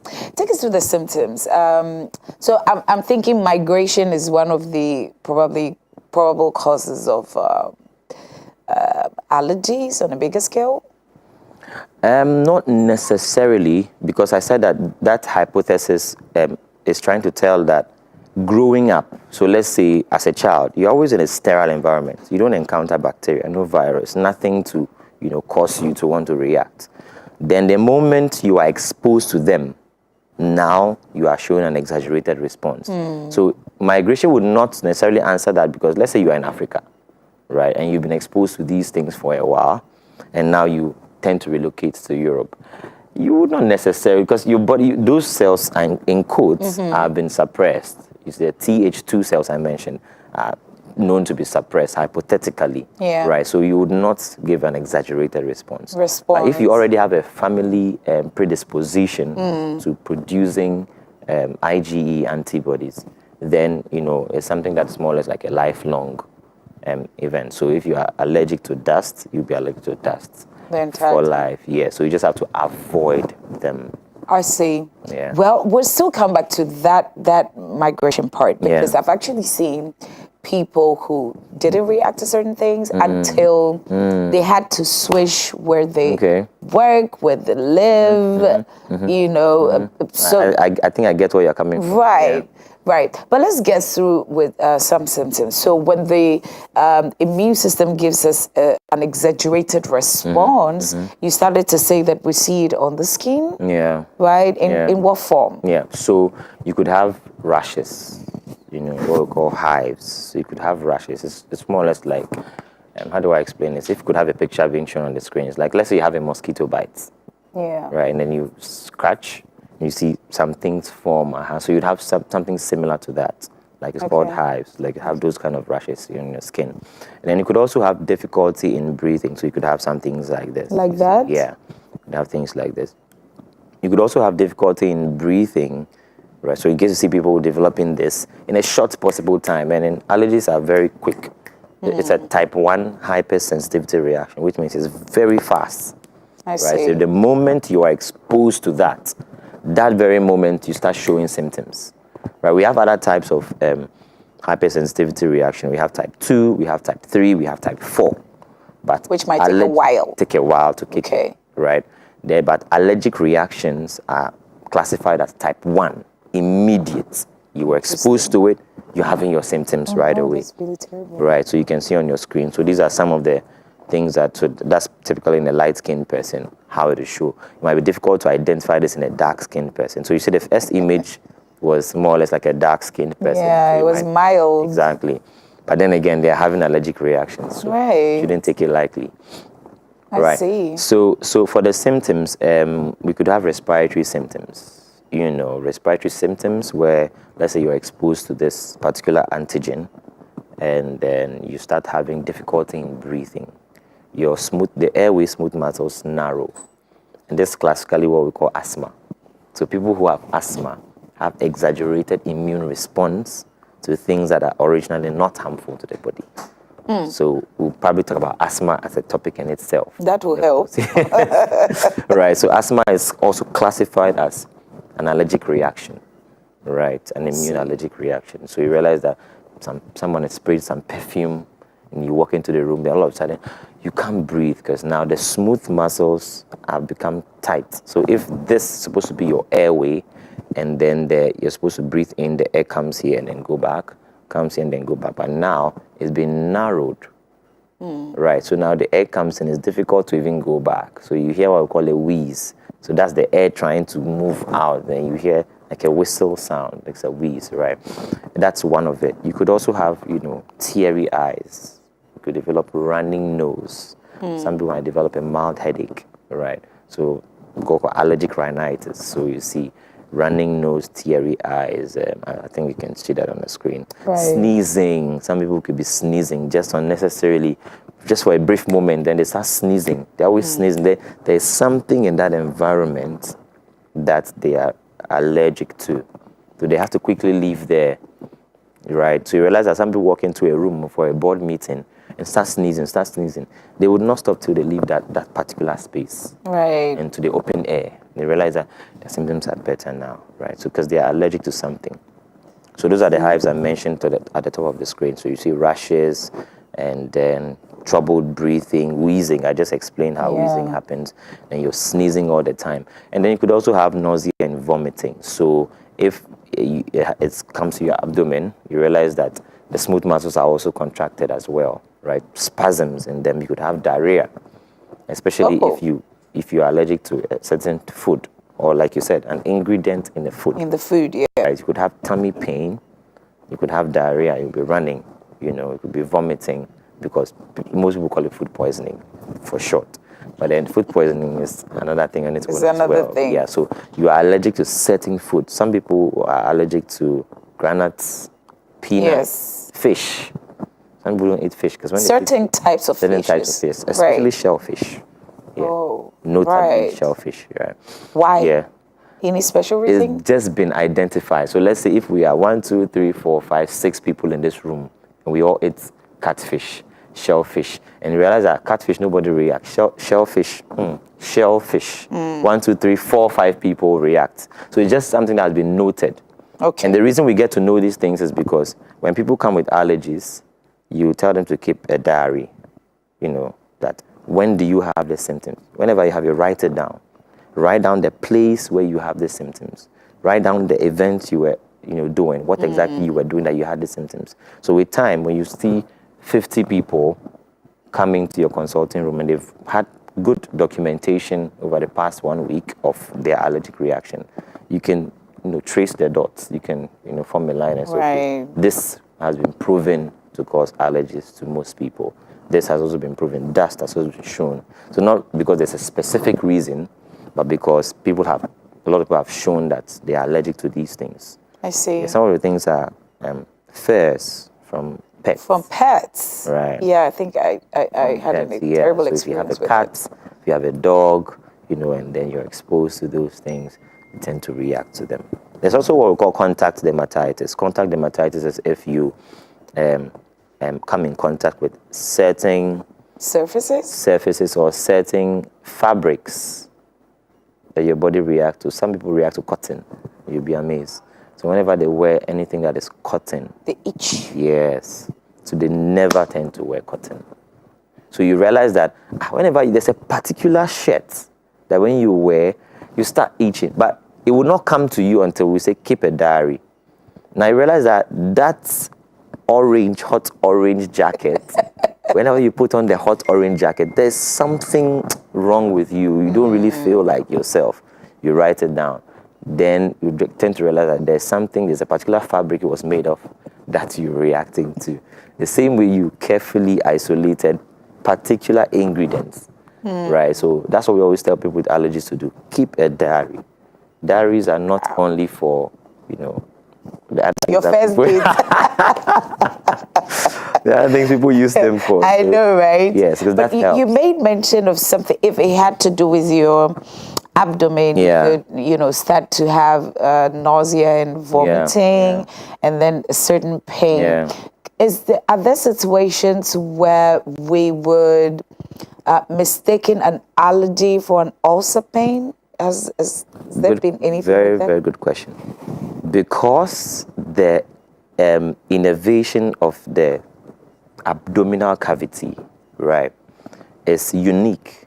It's unique in the sense that you could be having pain somewhere, but that is not necessarily where the problem is originating from. Okay. Right, because it could be a referred pain. So you could be having pain up here, but it's coming from down here. Right. So that's why you need to, if you visit the health facility, we'll take a good history. After taking the history, we'll be able to identify. So in this, there's something called differentials. So with tummy pain, there are things that will be running through our minds. So we'll be asking you specific questions to rule out those things. This pain, does it come with food? Is it that when you eat, it makes it better? Is it that when you eat, it makes it worse? And we are trying to see, is it a stomach ulcer or a duodenal ulcer? Right. As compared to, you see, when you have ruled out all these things and you know that it's not relating to that, then you're able to identify a particular meal that you ate. For instance, if some people might think it's food poisoning, but in food poisoning, they would ask you a question like, does that food, were you the only one who ate it? If no, the others who ate it, they experience the same symptoms. If they experience the same diarrhea you experience, it is food poisoning, likely. Right. But if you were the only one that experienced it, now forget about food poisoning, ruled out.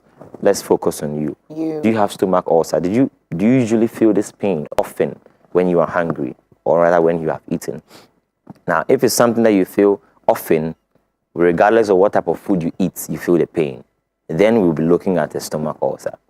But if maybe you eat other kinds of food and you don't experience it, but there's this particular food that when you eat, you have it, then you see we are narrowing down our diagnosis. So it all comes down to history, right? And then examination to find out exactly where you feel the pain and all that. And they'll do an investigation. Investigation comes to confirm. So we can do that IgE I spoke about. We can find it in the blood. So we'll do a blood test, and then we realize that your those parameters are quite high, then we know that this is a culprit, right? So a layman might easily confuse that, but when you come to the facility, we tend to go through these things with you, and then rule out, okay, it's not this, rule out, and then isolate the culprits, and then we deal with it. Right. So that allergies could happen to anybody, or Doc, is that right? It happens to anybody? Yes, it could happen to anybody, but Right. some people have a genetic predisposition. So think about it as genetics and environment. Right. Genetics and environment. It could happen to anybody, but some people have genetic predisposition because their parents had it, grandparents had it. So it means that they have, a high susceptibility of producing a certain kind of cells, Okay. as compared to someone else who might not. Now, if you have that high possibility, it would mean that when you are now exposed to environments, you would have an allergy, as compared to someone who is not susceptible, would not have that allergy. So yeah, anybody can. You never know until you are exposed. You never know until you have these symptoms. Right.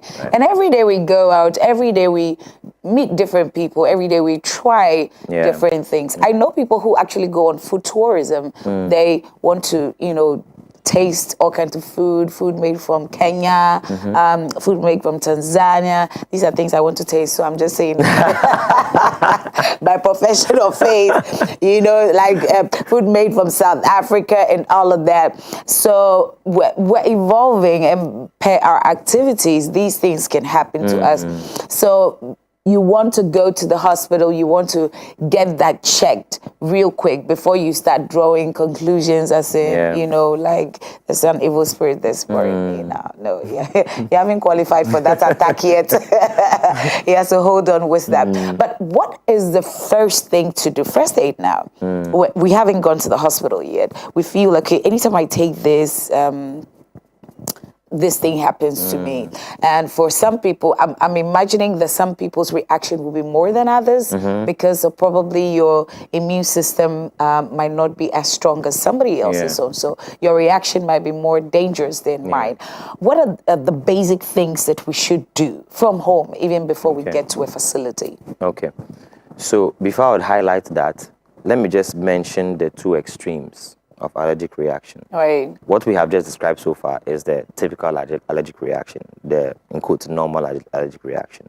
But it could be a severe form, what we call anaphylaxis. Anaphylaxis? Yes. Now, that severe form is when it's now systemic.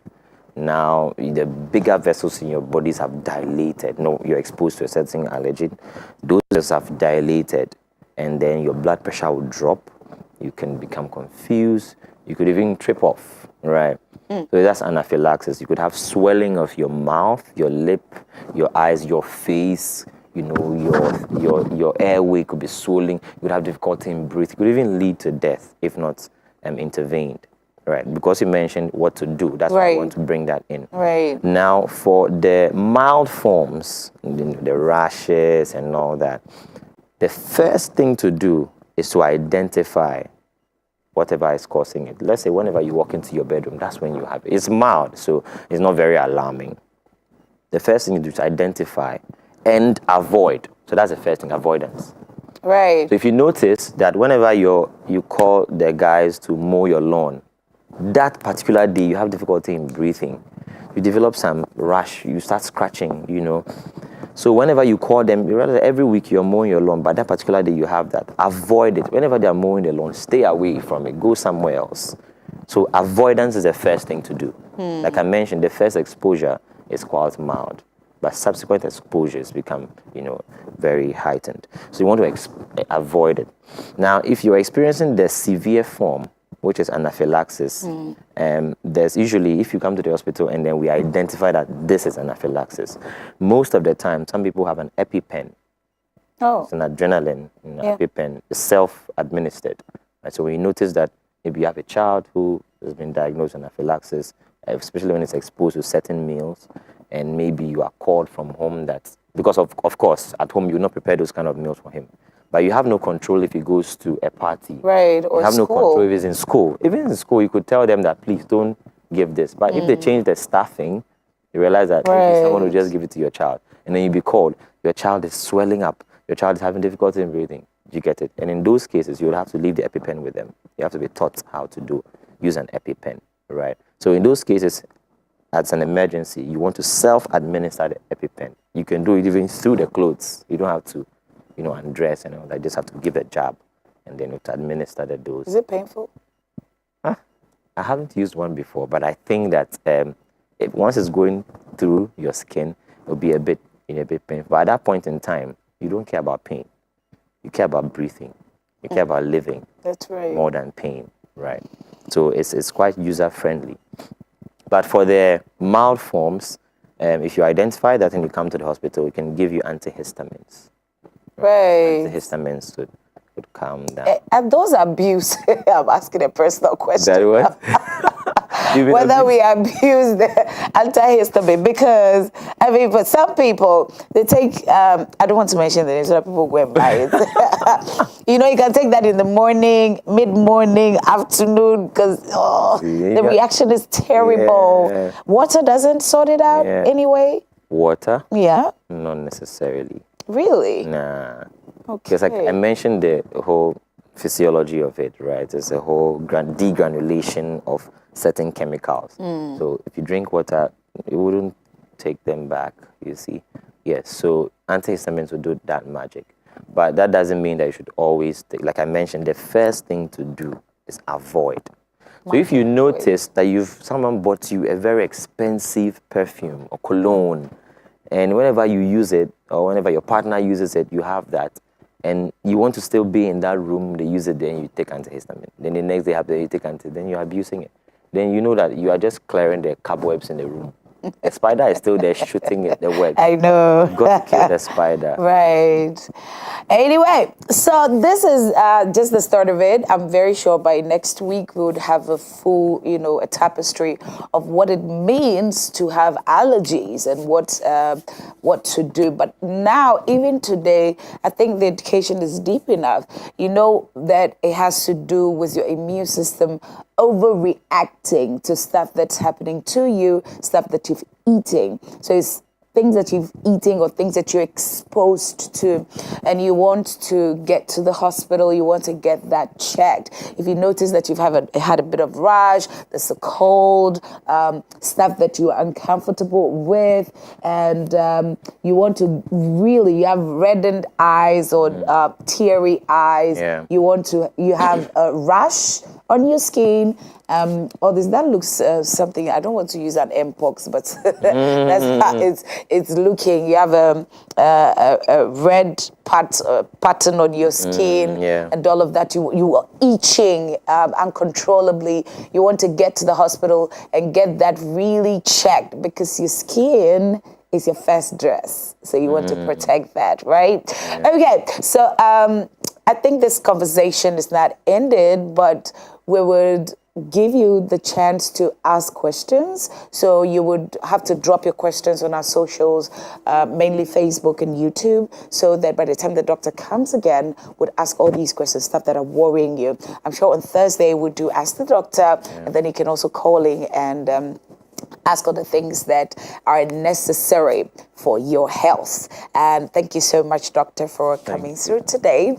And we know that now we'll not drink water to take the allergy away. So we'll come to the Bank Hospital, which is at Cantonment near NAFT, and ask the necessary questions. Let's go for a break, and then when we get back, another conversation brewing from Wake Up Africa Sport. We'll be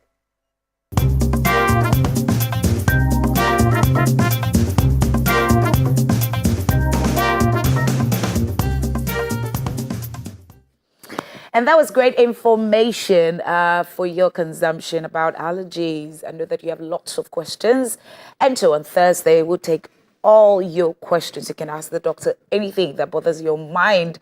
That was a beautiful playback. And if you have any questions, it's My Dominion TV on YouTube, Facebook. You want to like, share, and drop comments. Okay, now it's time for us to get into that conversation. If you started with us, I began to ask a question about social media. So we know that Africa is blessed with a huge number of youth. It could be a blessing, and it could also be a challenge, right? You remember that from some of the adverts on TV. So we want to know how social media is helping to shape the youth of Africa.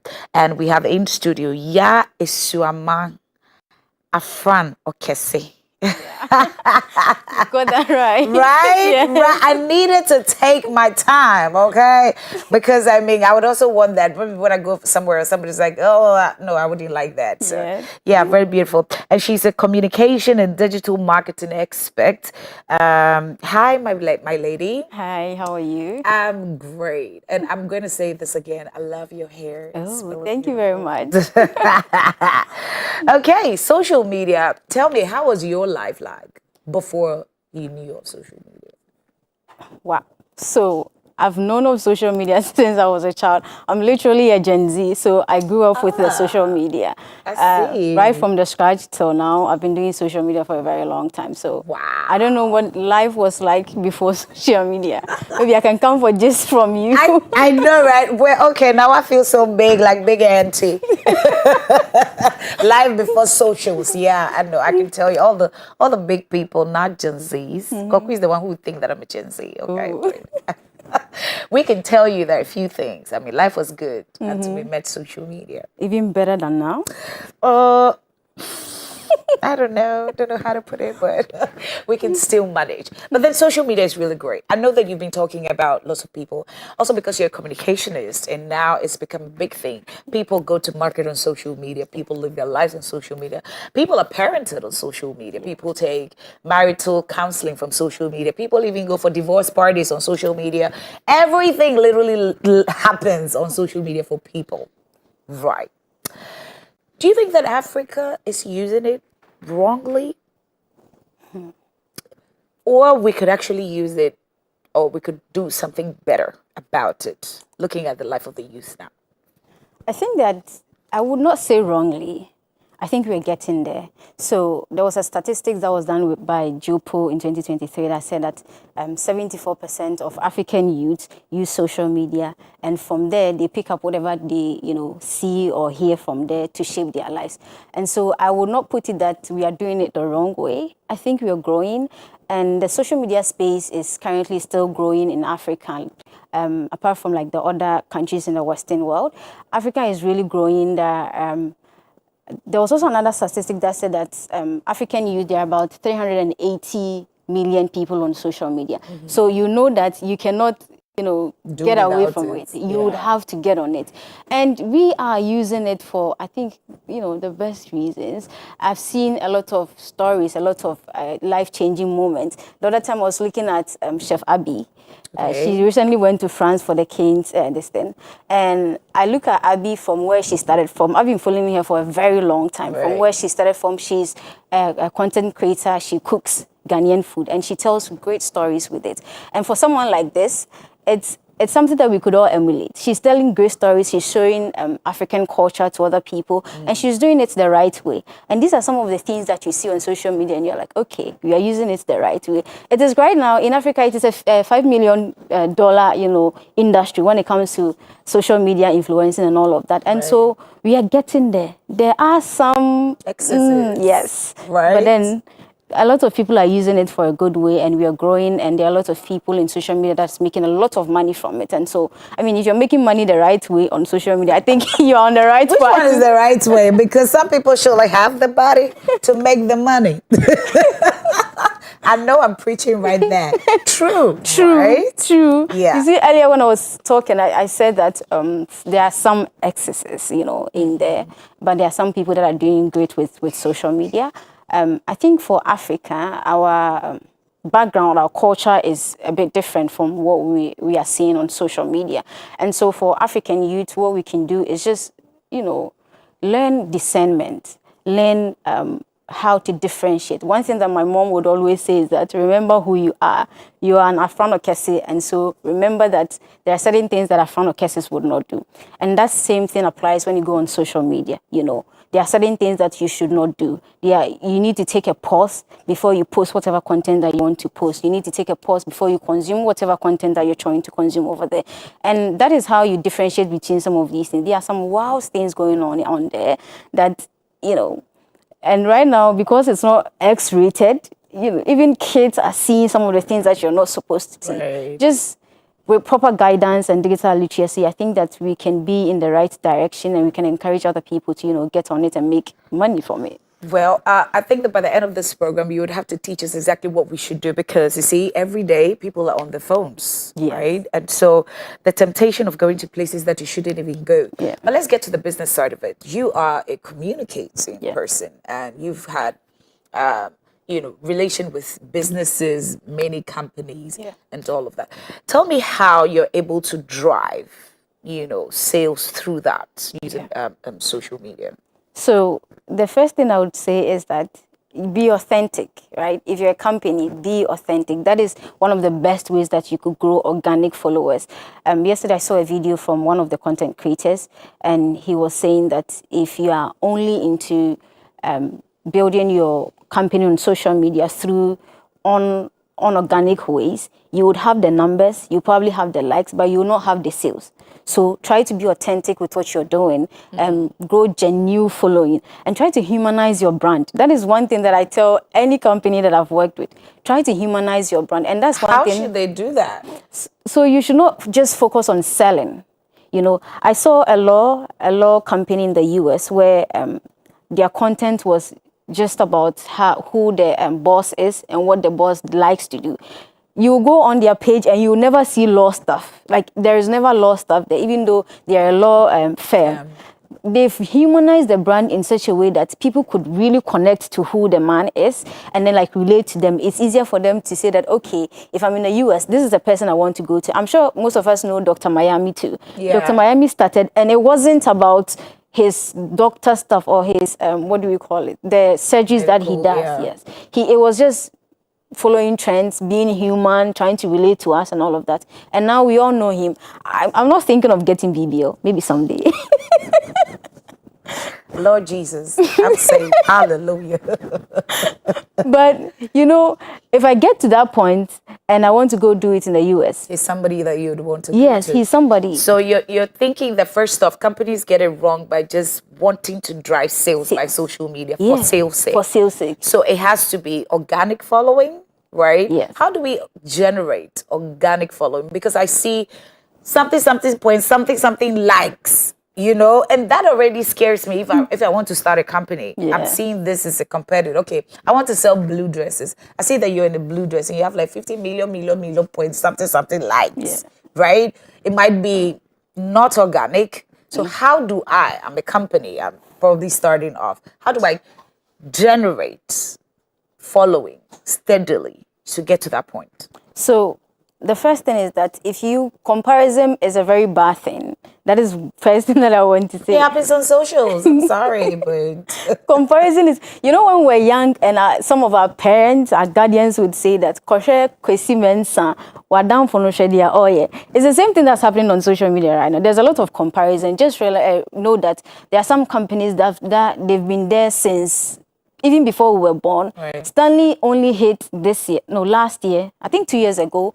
But Stanley has been in business for over 100 years and they hit only 2 years ago. So as a business, you should know that if you're thinking long term, then you should know that organic following cannot be built in a few months, in a few days. It will not happen. Right. You get it?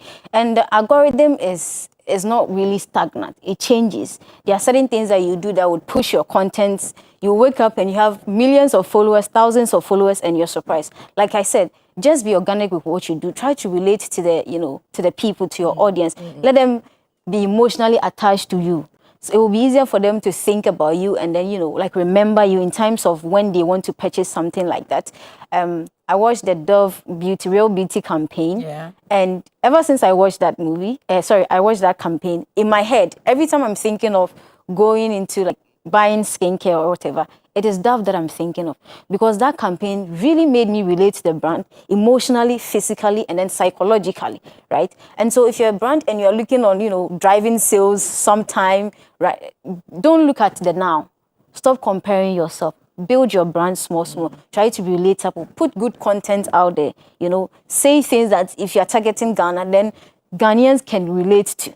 And then it would build up the likes for you, the followers for you. Before you know it, you're making big millions. I'll come for money when any of you do this. And then Interesting. So these are tidbits for companies, okay? I know that we've been having financial conversations, how to save, how to speak well in the marketplace. Now, this is another huge marketplace of social media. So we're going in young company, we're building organic following, and we're relating to the people. Things that make sense to them, things that makes emotions for them, things that relate to even our products, right? But still relates to their daily life. At what point do companies fail on social media? I think giving up. Giving up? Yes. So the way social media is, you need to be someone that's consistent. You need to actually sit down and strategize what you want to do. One thing that helps me personally is that every Sunday, I try to strategize what I'm going to do on social media. Plan it out so that it's not like a big deal for me. Do you get it? So if I sit down and I say that, okay, within this week, these are the kind of content that I want to put out there, then I have like topics that I want to put out there, right? So I do these things so that it's easier for me to create content around it. So if you're a company and you're trying not to give up, then sit down and strategize. Strategize your brand every day. Sit down and plan. And then it's easier for you to create some of these contents about it. That is how you do consistency. If you're not consistent, you would not be able to do it. That's something about social media. I would say it even beats putting in like quality, content. Consistency beats that, because there are people that are making it huge on social media, have huge followers, that their camera qualities are very bad, where they don't have the aesthetics that we have on social media now, but they are following, their likes and all of these things are doing very well. And so just, make proper plans and then be consistent with what you are doing. And then, of course, it is going to grow. Well, we've heard lots of things about growth and relations, right? I know, like I said before, people have relationships on social media. I'm not, don't come for me. I'm not going to speak against it, right? But we have culture, tradition, heritage. There are things that Africa is known for. We can't do without it. We have loved the Western world so much that even in our love for it, we still realize that we're so African, we can do without it. But social media has a way of depleting these things by the minute. We tend to lose ourselves in the process. And I know that you know what I'm talking about, right? So in such an instance, okay, so there it is. These are very beautiful girls who probably their parents might be thinking, you should have been in the kitchen by now or market by now, helping me. You're looking on the phone with your girls. You're just not wasting so much time and all of that. How do we harness the use of social media so that we don't lose ourselves in the process? So earlier when I was talking, I talked about discernment. That is very important. I also mentioned something that my parents would always say: remember who you are. If you're African, you can inculcate that into your content. I mentioned Chef Abby. If you look at Abby do her content, she's making food, but she's making Ghanaian food. She goes to the extent of making very local Ghanaian food, foods that are specific, related to... you look like her, though. I do? Yeah. You're the third person saying that. Yeah, I think you look like her. I mean, looking at you second time, I'm like, no, that's Chef Abby. She makes content for, like food content for specific ethnic groups, right? And so someone like this, and then also, I think recently when she went for this Keynes program in France, she wore African dresses throughout. And so this is someone that you can look up to if you're an African, if you don't want to forget your culture and your upbringing, then this is someone that you could look up to. And this is someone that we can all learn from. you do not forget who you are. Again, discernment is very important. There's a lot of information on social media that sometimes we get confused as to which we should follow and all of that. Just look for content that resonates with you, content that builds you, content that inspires you to grow, and then content that lets you remain grounded in your faith, in your cultures, in your traditions. Those kind of content will build you. I know there are a lot of things out there. Just find something that I've specifically built my FYP for a very long time. So there are some content that would never appear on my FYP. It would never. So which one is the FYP? Because I'm about getting into parenting, where people can, literally control the social media of their children, what they can access on TikTok and all of that, right? Yeah. So where is this FYP? So FYP is your For You page. When you open TikTok, the page that comes as you scroll, yes, that's the For You page. And for me, I have built that thing in such a way that the content that I like, that resonates with me, those are the contents that appear on there. See, and that's something that you could do. If you're finding content that don't align with your personality, it means that you are the one that went to search for it or something. So you need to reset your whole, FYP for you. And you were talking about parents. That is something that parents could do. There are a lot of platforms that are, age specifics. You can regulate what your kid can see and all of that. And so social media, technology has grown. That is what I would say. Technology has really grown to the extent that you, as a parent, as a guardian, you can't say that, oh, I can't regulate what my child sees. I mean, to an extent, you cannot. But then, for the most part of it, technology allows us to, do some of these things. So take us practically now. I'm a parent. You're my daughter. No, you're not my daughter. But probably like you said, there are age limits on certain pages and all of that. We're introducing AI to our educational system, right? I think last week there was a big forum, how students, even from the university and all of that, and I think on Monday we had a conversation with the Mami Gazy. She's more of a boardroom person who sees people who come for interviews and they see that all your CVs are AI CVs, literally. People don't even know what's happening on their CVs, but they present it like, oh, it's me. And it's not them, it's social media, it's AI. How can a parent regulate? Tell me practically, what are some of the things that a parent can do, right, to keep their words in check? So again, you can build that FYP for the kid. So I used to have a platform where I was only posting gym content, right? So when I wanted to build a brand for myself, I needed that FYP to change. So, but then it wasn't changing because I was used to scrolling through gym content. So what I did is that I went on TikTok. There's a settings in there that you could reset the whole thing so that it can show you the kind of content that you wanted to show you. So that is one thing that you can do. There are certain platforms that allow you to regulate the age that you are. So if you are, let's say, 16 years old, 12 years old, 13 years old, you can regulate it in such a way that it would show you content that are within your age limit. If you're over 18 years, then that one you can see anything that you want to see.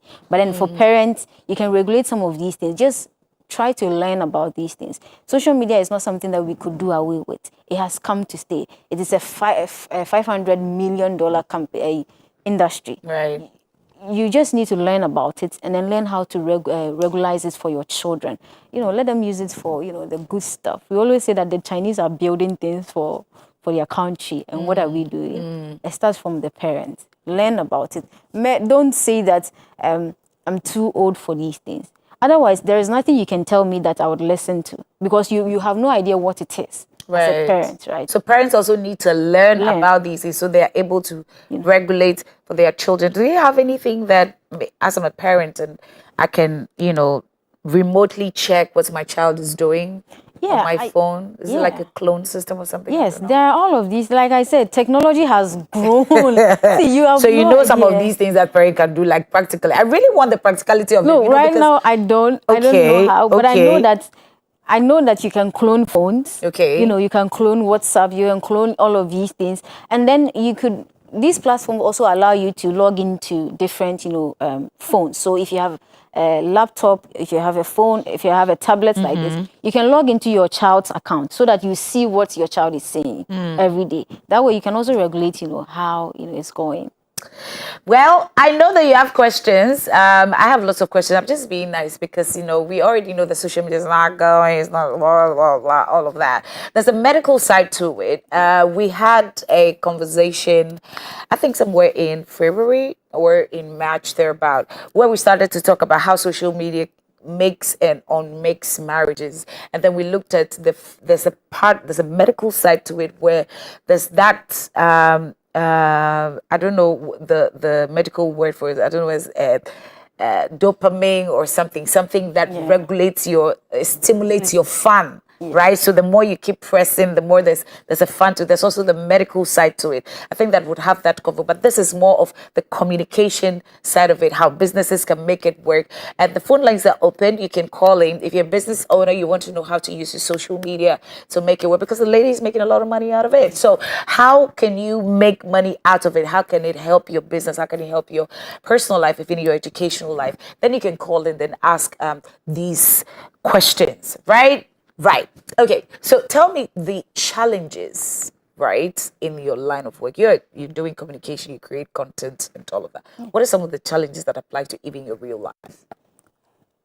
For me, my job, I think it is companies that want to grow overnight. That's like a very big challenge.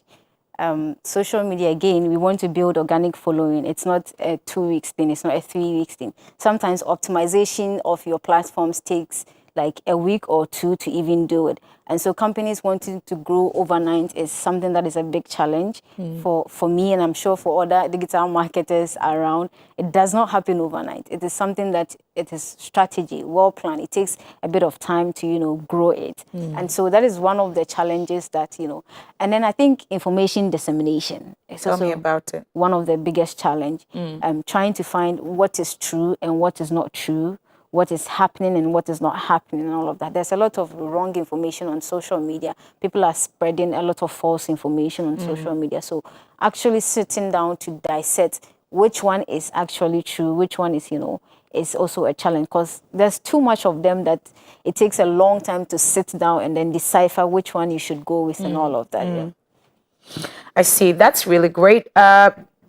So yes, I'm told the phone lines are opened, and so you can call in now. Well, there's a question that's coming through, and you can also send your messages, just like it says, how to create trends and challenges, and how effective are they? Yeah. So the first thing I would say, they are very, very effective, like highly effective. See, look for something that, is fun to you. Okay, I'm a music person. Yes. Right? I love music. I enjoy music. Let's say very soon I'll be bringing out my song. I know a few people who have their songs out, they haven't done challenges, but very soon my own will be out, and I would want to have a challenge, right? But I mean, someone might think, okay, looking at me, I might be maybe a worship or something, but I'm trying to do something reggae. Okay, how do I create a challenge for it? How do I make it sell? So you need to move away from the music. I mean, you're trying to sell the music, but try to look at the other areas where the music could apply. People do a lot of dance videos with their, songs. People do just acting with their songs. People do dressing with their songs, So you could figure out which area this could help when it comes to this particular songs, right? And then you go with that. Create your challenge. Don't be afraid. Just create your challenge. Invite people to, participate, and then get on social media. I'm sure you'll be able to get one or two, And then, like I say, it takes time. If this challenge did not go well, the next one will. No, one must go, because we don't have the patience to do about 6 challenges, because it might just not work, right? But I'm thinking, is reggae? Reggae is not something that a lot of people would jam to. A lot of people would go with R&B and all of that, and also probably it's gospel. You see, right? You think you don't have audience. There are audiences for everything. Every kind of content that you want to create, you will find your people eventually. And so, even though the R&B is what the Gen Zs we are into, there are other Gen Zs that do reggae. There are other Gen Zs that do purely music, gospel music. Choral You music get- and all, yeah. So all of these, you will definitely find your audience. Just make it fun. Again, fun is very important. Value is very important. So if it's fun for me, then I would want to hop on it. Except that I don't know how to dance, so I can't. Okay, so if you're a music person, you want to make a sale, get some cash and all that. I'm going to come to the monetizing bit, but you're going to create content that relate to the music, but not necessarily music. So if you're going to, maybe you get ready with video, right? Yes. And then your music is in the background. Then you'd say that, okay, that's my music. Is that it? You don't even have to say it. Okay. You don't have to. You see, we try to sell ourselves too much. Just leave it. Do something. There was some time ago, there was a song that this influencer was paid to do. She was doing Get Ready With Me with her makeup, and the song was playing in the background, and that was just it. That was all she did. She didn't even sing the song. She was just making moves and then, all of that. If you are at the background, you think that, oh, she's just playing some sort of music, but she was paid to actually do that. And then people kept asking, what song is that? Who is that? Who is that? Do you get it? So you don't need to focus too much on the part where you're trying to sell yourself. Just do your content, put it out there. When you get to the Duolingo kind of status, the Stanley kind of status, your content will sell for itself. You can do whatever you like. One thing I've realized that most of these big brands, they are creating contents that are not even about their product, and then it still sells. So just learn how to relate your content to the everyday life of a Ghanaian or the African. It will sell eventually. Well, how do we tell we are making money? And by getting money. How do you get the money? Because I mean, some people go live and you're like, hey, then you see gifts or something. It's quite strange to me because I'm not Gen Z. Tell Koku, please. Right? And then how do we cultivate that? How does that turn it into real cash? It's quite unfortunate that most of the platforms that Africa we are using very much is not monetized for us. That is quite unfortunate, and I hope that at some point these CEOs of this platform will change that thing and then monetize it for us, because I know that there are a lot of creativity in Africa, and there are a lot of people who are putting on like great content out there that needs to be monetized because they invest a lot of money into it. So that aside, I know that when you go on live and you do whatever you do, people can send you gifts, right? So these gifts can, actualize into money. It goes into your account. For TikTok like this, it goes into your TikTok account and you can actually withdraw it as money. For YouTube, when you get to 1,000 subscribers and then 100,000 views, you get monetized. They check the viewing time of your videos and all of that, and then they put it into your account. You can get real money out of there. For Instagram is hard. Instagram is really hard. Monetization on Instagram is like really tough, but eventually when you get there, you can see how much you're earning, and then you can withdraw that money into actual cash. But then these things, they take time. I know for TikTok, you need to get 1,000 followers to even get to the affiliate program where you can put links on your bio and then tell people to go buy stuff. So let's say that Samsung wants to sell something and they've contacted me, right? If you mention Samsung, my marketing team will come up. Sorry, who is sponsoring this one? Aqua Clear Mineral Water. Aqua Clear Mineral Water wants me to, influence their brand, and then they can do some form of link. I put it on my bio. So at 1,000, TikTok allows me to do that. So I put it on my bio. People click on it and then go buy it from them. I get some cash from it because I get like a percentage from it, right? So that is how you can do monetization. And then when you get to 10,000 followers, TikTok also pays you for your views, for the comments, for the likes and all of that. And a lot of people are making so much money. And then also, like I said, in Africa, we don't get paid for the content we put out there. But you get brand deals, after you grow your content for a while and you get that engagements that these brands are looking for. You get brand deals, you get money from all of these. And I know a lot of them are taking so much money because I've worked with them for, yes. So, yes, at a point, you will get that money if you are very consistent and you're serious about building a brand. I'm telling you, it is a $500 million industry. There's money in there. Get on it.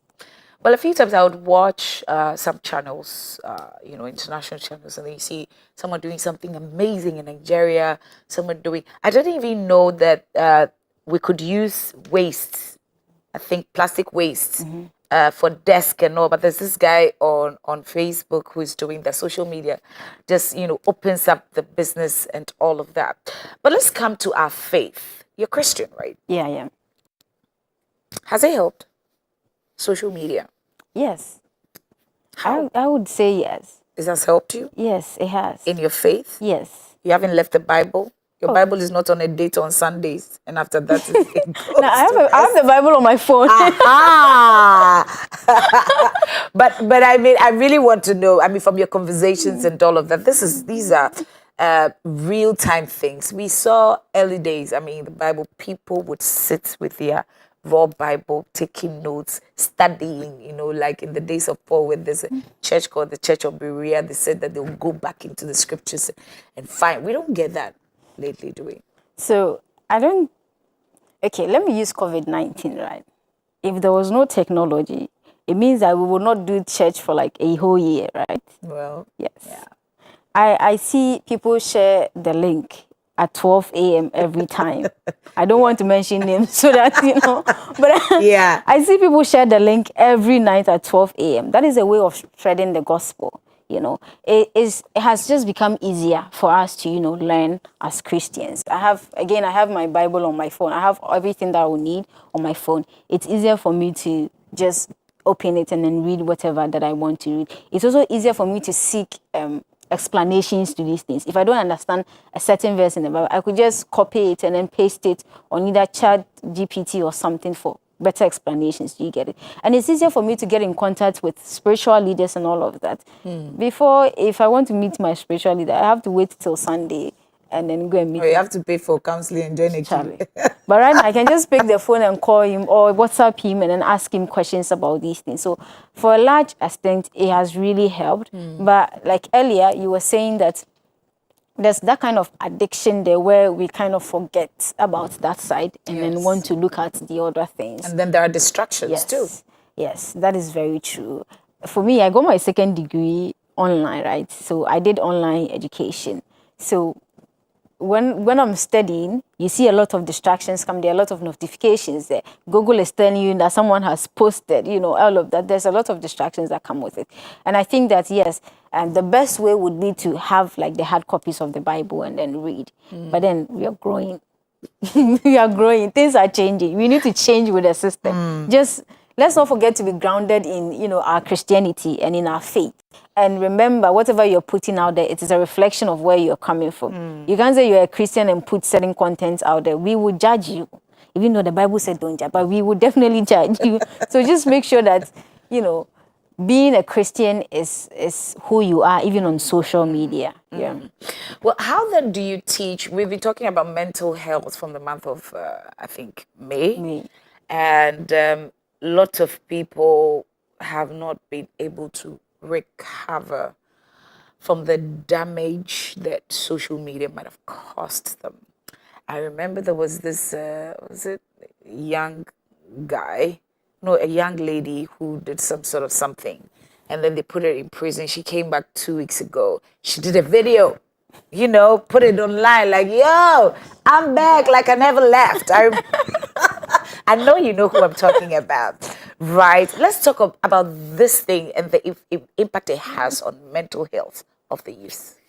So the first thing I would say is that as Christians, we need to get online because we need a lot of role models there. The ratio is a bit low. Looking at people of the world, creating content, and then Christians, the difference is very high. Okay, well, we have a caller from Ashaiman. Okay. Hello, good morning. Hello, good morning. My name is Dapa. Your name is? Dapa. Okay, yeah, we can hear you. Yes, I'm enjoying. Hello. Oh. Well, yeah, we lost it right there. But please try again, okay? Don't let That one is not social media, right? Oh, he's back. Okay. Hello. Yes, I'm enjoying the program. I want to say that I agree with the lady that on social media, whatever you want to watch is what they give you. For me, I'm into personal research into healthy living, spirituality, and then other stuff. So as soon as I go to the social media, and those are the things that I see as true, and those that I want to have details about, I do research on them. So we can control what we watch. Oh, okay. So, is it still there? Oh, how I wish I would ask him a few questions. But yeah, I mean, that's someone confirming that whatever you wish to see is what you would have, right? But there's also, I mean, excesses. It's not like it's strange to me. Aside the fact that I'm not Gen Z, I still know that there are a few things that pop up. Well, you were saying. So I was talking about the fact that a lot of Christians should get on social media. We need a lot of role models. We need a lot of people who have principles and values. But your pastors are there. Sofumamis are there. Sunday school teachers there. What are you going to do on social media? But those, they are only teaching the gospel. Your healing is in the gospel. Yes, I mean, your truth is in the gospel. That is very important. Your being is in the gospel. But we need content that we could relate to. Do you get it? Okay. So you're trying to say that the gospel is a cake? No, of course. Of course not. I try to say that Abraham's time is over, so we should look for. I'm trying to say that we have influencers that are showing us how to dress, right? We need Christian influencers that will show us how to dress. We need Christian influencers that you would show us places that are good for us to go to. We need influencers that show us how to communicate the kind of things that we should say, being kind in the kind of content that we put out in our replies and in our messages. Those are the people that we need as Christians on social media. And a lot of us are not on there, which is not good. So please, if you are grounded in your faith, get on social media, build your platform, be an influencer in the next year or something so that we can look up to you, because we don't have a lot of examples on there. What are some of your examples on social media? I mean, Christian examples. And what do they teach you? So for my Christian example, I'll say Adam. Okay, the evangelist. Yes. Right. Adam is fun. Yes. Again, fun is very important here. So Adam is fun. He doesn't create content just about the gospel, He makes it relatable. He's doing other lifestyle stuff. So it's easier for me to relate to this person. Those are the contents that we need. Sunday, we'll go to church and listen to the word of God. But have you realized not everybody goes to church now because they have access to it on social media? Bible also talks about the fact that we shouldn't forsake the gathering of the saints. Yes. Right? Which is something that we must adhere to as Christians. There's something called the corporate anointing that works for us when we show up and show out. Yeah. But people do that on social media. But you can't get married on social media because you have to come to the altar and say, I do. I'm right? You know I'm right. Yes, that's true. So how then do we balance this? So again, balance is very important. Of course, when we get off social media, we have our real lives that we are living, right? It is right now that remote work is very rampant in here, but there are some of us that we get off social media and go to work. So you can't say that because you have access to technology, you're going to leave church. No, that's not it. Please remember, the gospel is very important. And learning in one of the things I've learned is that learning in groups is also very important. Yeah, very true. If you are if you are in there face to face and you're learning in group, it impacts your life a lot. And so just put that in your head. Go to church. Go and listen to your pastor. Go and pay your tithe and do all of these things. Pay your tithe and do all of these things. Let's talk about fake life. I see it a lot. Jesus Christ, it's like people are living 16 million personalities. That is true. That is so true. Like there's just so much going on social media, honestly. It's wild to me. Recently, there's this case of FBI arresting people, and I see a lot of comments on X where people are saying that, so you will come on social media and then give us pressure because of some money that you made allegedly. You say that you made it the correct way or the legal way. Yeah, small girl, big God. We hear that a lot. lot. These things. See, I don't think that for me personally, I don't think there's ever been a time where I hopped on social media and I said that, oh, this person has this kind of life. Like I want it. I want it soon. What are some of the ways that I can, I can get this thing very soon? I don't think I've ever done that. But the fundamentals are very important. And that is why I always say, I used to be a teacher, actually. So. Oh, you stopped teaching for social media? Yes. So. Wait, you stopped teaching. What class were you teaching? JHS 1, 2, 3, mathematics. Please, teacher has stopped the school and is doing social media. So, won't we follow you and think that you are making money? See, I didn't just leave. I didn't just wake up one day and say that, oh, I'm going to leave my job. So I told you that I have a second degree, right? So I did a first degree in mathematics education, and then I did a second degree in communication. When I was done with that, then I decided to move. Do you get it? Don't just get up and say that you're leaving your job. Yo, who's going to buy you food? Right. So please, like, strategize and plan. But like I was saying, I always want to talk to the parents and the guardians. The kind of children that we are raising right now, most of it depend on you, on the parent and then the guardian. My mom told me that she loves me every day. Every day I'm hearing it. And I'm hearing it from her actions, from the things that she's doing. She was very, open. Personal. Yes, with those things. So I won't get on social media and then someone will tell me that, oh, you're ugly, and then I'll come home and cry that I'm ugly. No, I've heard it several times that I'm beautiful, right? So to an extent, some of these things don't move me. See, if I see someone driving my favorite car, I'm like, yes, that is the car I want to get in the future. I mean, not in few days. I know that a truck is quite expensive. I am nowhere near buying a truck right now. It kind of inspires me to want to get there, work harder, and then want to get there. And that is the kind of, mindset that we all need to get as people. That when you see some of these things, it should not be a push for you to go do some illegal stuff. It should not move you to go and do certain things that if it comes out in public, we are all going to be ashamed of you. Right. Let it be an inspiration for you. An inspiration for you to build better, to strategize, and then build your life from there. That is how you will grow. If you think that you're going to make money in 2 days, FBI will come for you.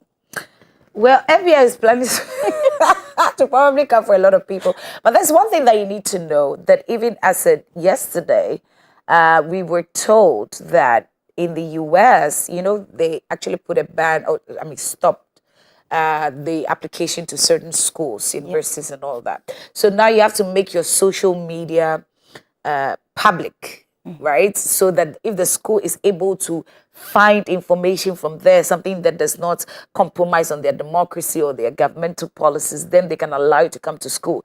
And now that takes me back to the fake life, because people do certain things on Facebook, on Instagram, wherever they're comfortable, right? And then after that, they expect that they'll go to school somewhere else. And they look at all of these things. People get to lose their jobs because of the lives they live on social media. Can you be true to yourself so that we can move on with our lives? It's very simple, right? No, it is very simple. Right? Very, very simple. Last 3 days, there was someone that in the US, I think during the voting era, not during the voting era. Recently when Trump is getting immigrants out of the country. Yes. And she was very happy about it and clapping and all of that. And she made certain comments about the fact that those people are subhumans, right? And people on social media got it. They contacted the company that she's working with, and right now she's been fired. So the kind of life we are living out there, it is a reflection of who we are. You don't say that there's a difference between the social media life and the life that we have here, right? It's the same thing. It has become a part of us. It has become our tool. Well, we have a caller from Takrade. Good morning, Kelvin. Good morning. Hi. I hope you're good. Yes, we can. All right, great. Talk to us. Please, I want to ask if I want to start doing videos on the social media to make money. What content idea would you share with me? Kelvin, what do you do? What business do you do? I'm a media person. You're a media person. Okay, great. Yeah. So Kevin wants to know what to do to build a brand on social media. He's a media person, right? Yeah. So what can he do to put himself out there? So I would say if you're a media person, then tell us that story. That is the kind of story that we want to see. So tell us the story of what we do. I'm not saying put a camera in front of you and then sit down and tell us that story. I mean, whatever you're doing now, just show us some of the things that you're doing. Tell it like a digital storytelling of what we are doing. If you're going to take pictures, then you put your phone somewhere and then you take content for yourself and put it out there. Tell us the background, the story of that thing. I know of a friend, Hubert, that does these things. He's a digital storyteller. So he goes to companies and then listens to their stories and shoots them on social media. A lot of times, personal brands, when I say personal, I mean businesses that are owned by one or two persons. Yeah, sole proprietorships. Yes, they kind of forget these things. See, our lives are now, intertwined with digital stuff and social media right now. You can't say that you want to grow without growing on social media. It has become a part of our life. So Right. take your time and then do some content about what you're doing so that you can put it out there on social media so you can brand yourself and then you can grow yourself as a person. Just tell us the story of what you do. Why should we connect with you? Tell us the fun stuff, the itty-bitty of what you do and all of that. And then you can build your brand from there. All right, so we're about to go. Well, that was our very last caller. So we're about to go, but I'm going to take your last words on social media, the impact, where we're going. What do you see as Africa in the next 5 years, social media? So I would say that, the first thing I'm going to say is that as to the parents, learn what social media is so that it's easier for you to regulate what your child sees. Learn it. It's easier for your child to listen to you if they can talk about trends and things that are going on with, on social media with you. The next thing I would say is that get on it. Whatever you're doing, please get on social media. There's a lot of money to be made there, and we all need to make it. And in the next few years, I know that there's going to be better creativity out there. We are going to put better content out there. The industry is going to even move more than like the 500 million that we have now. And hopefully, these platforms would also monetize it for Africa, so that we can also get some monetization out of what we do and the creativities that we are putting in.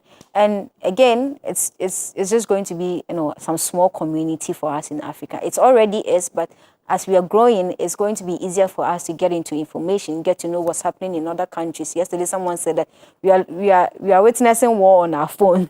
Right? So these things would get easier and all of that. And so again, get on social media. There's a lot of money to be made there, and there's a lot of growth to be made there. Thank you very much. Well, thank you so much. Ya Isuma Afran Okese. Okese means you are big. Is that it? In Chi, that's it. Okese or Okese? Okese. Okese. Okay. Oh, that reminds me of Akese Brimpong. Good morning, sir. Anyway, thank you so much. So we'll be talking about the effect of social media and all of that. Now, you can make some money on social media, but like the lady said, you need to be guided. What do you want to see? What do you hope to achieve? Africa is getting somewhere where it's one conversation at a time. We always say it. But at the end of the day, it should be something that propels your culture, your heritage, your thinking, and your faith. Now, Bible says that we should go out there and preach the gospel. Use it to preach the gospel. Use it to save somebody's life. And at the end of the day, make Christ proud. Well, this is where we draw the curtains for today, right? And it's been great with me and also with Koku on Wake Up Africa right here on Dominion TV. You want to make a date at 12 today because there's going to be 1 million strong. We're going to be praying with Reverend Ife. And the theme for today is no more limits to my divine helpers. You need divine helpers. So as much as I do, even those on social media need divine helpers.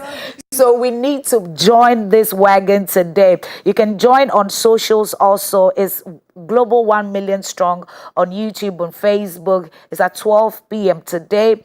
And then we're going to be, the one to steer the ship today is Reverend Ifeoko Chaman. So you want to be a part of that. Thank you to Aqua Clear Mineral Water, the Bank Hospital, and also Gino Tomato Mix. We'll see you tomorrow to do it all over again.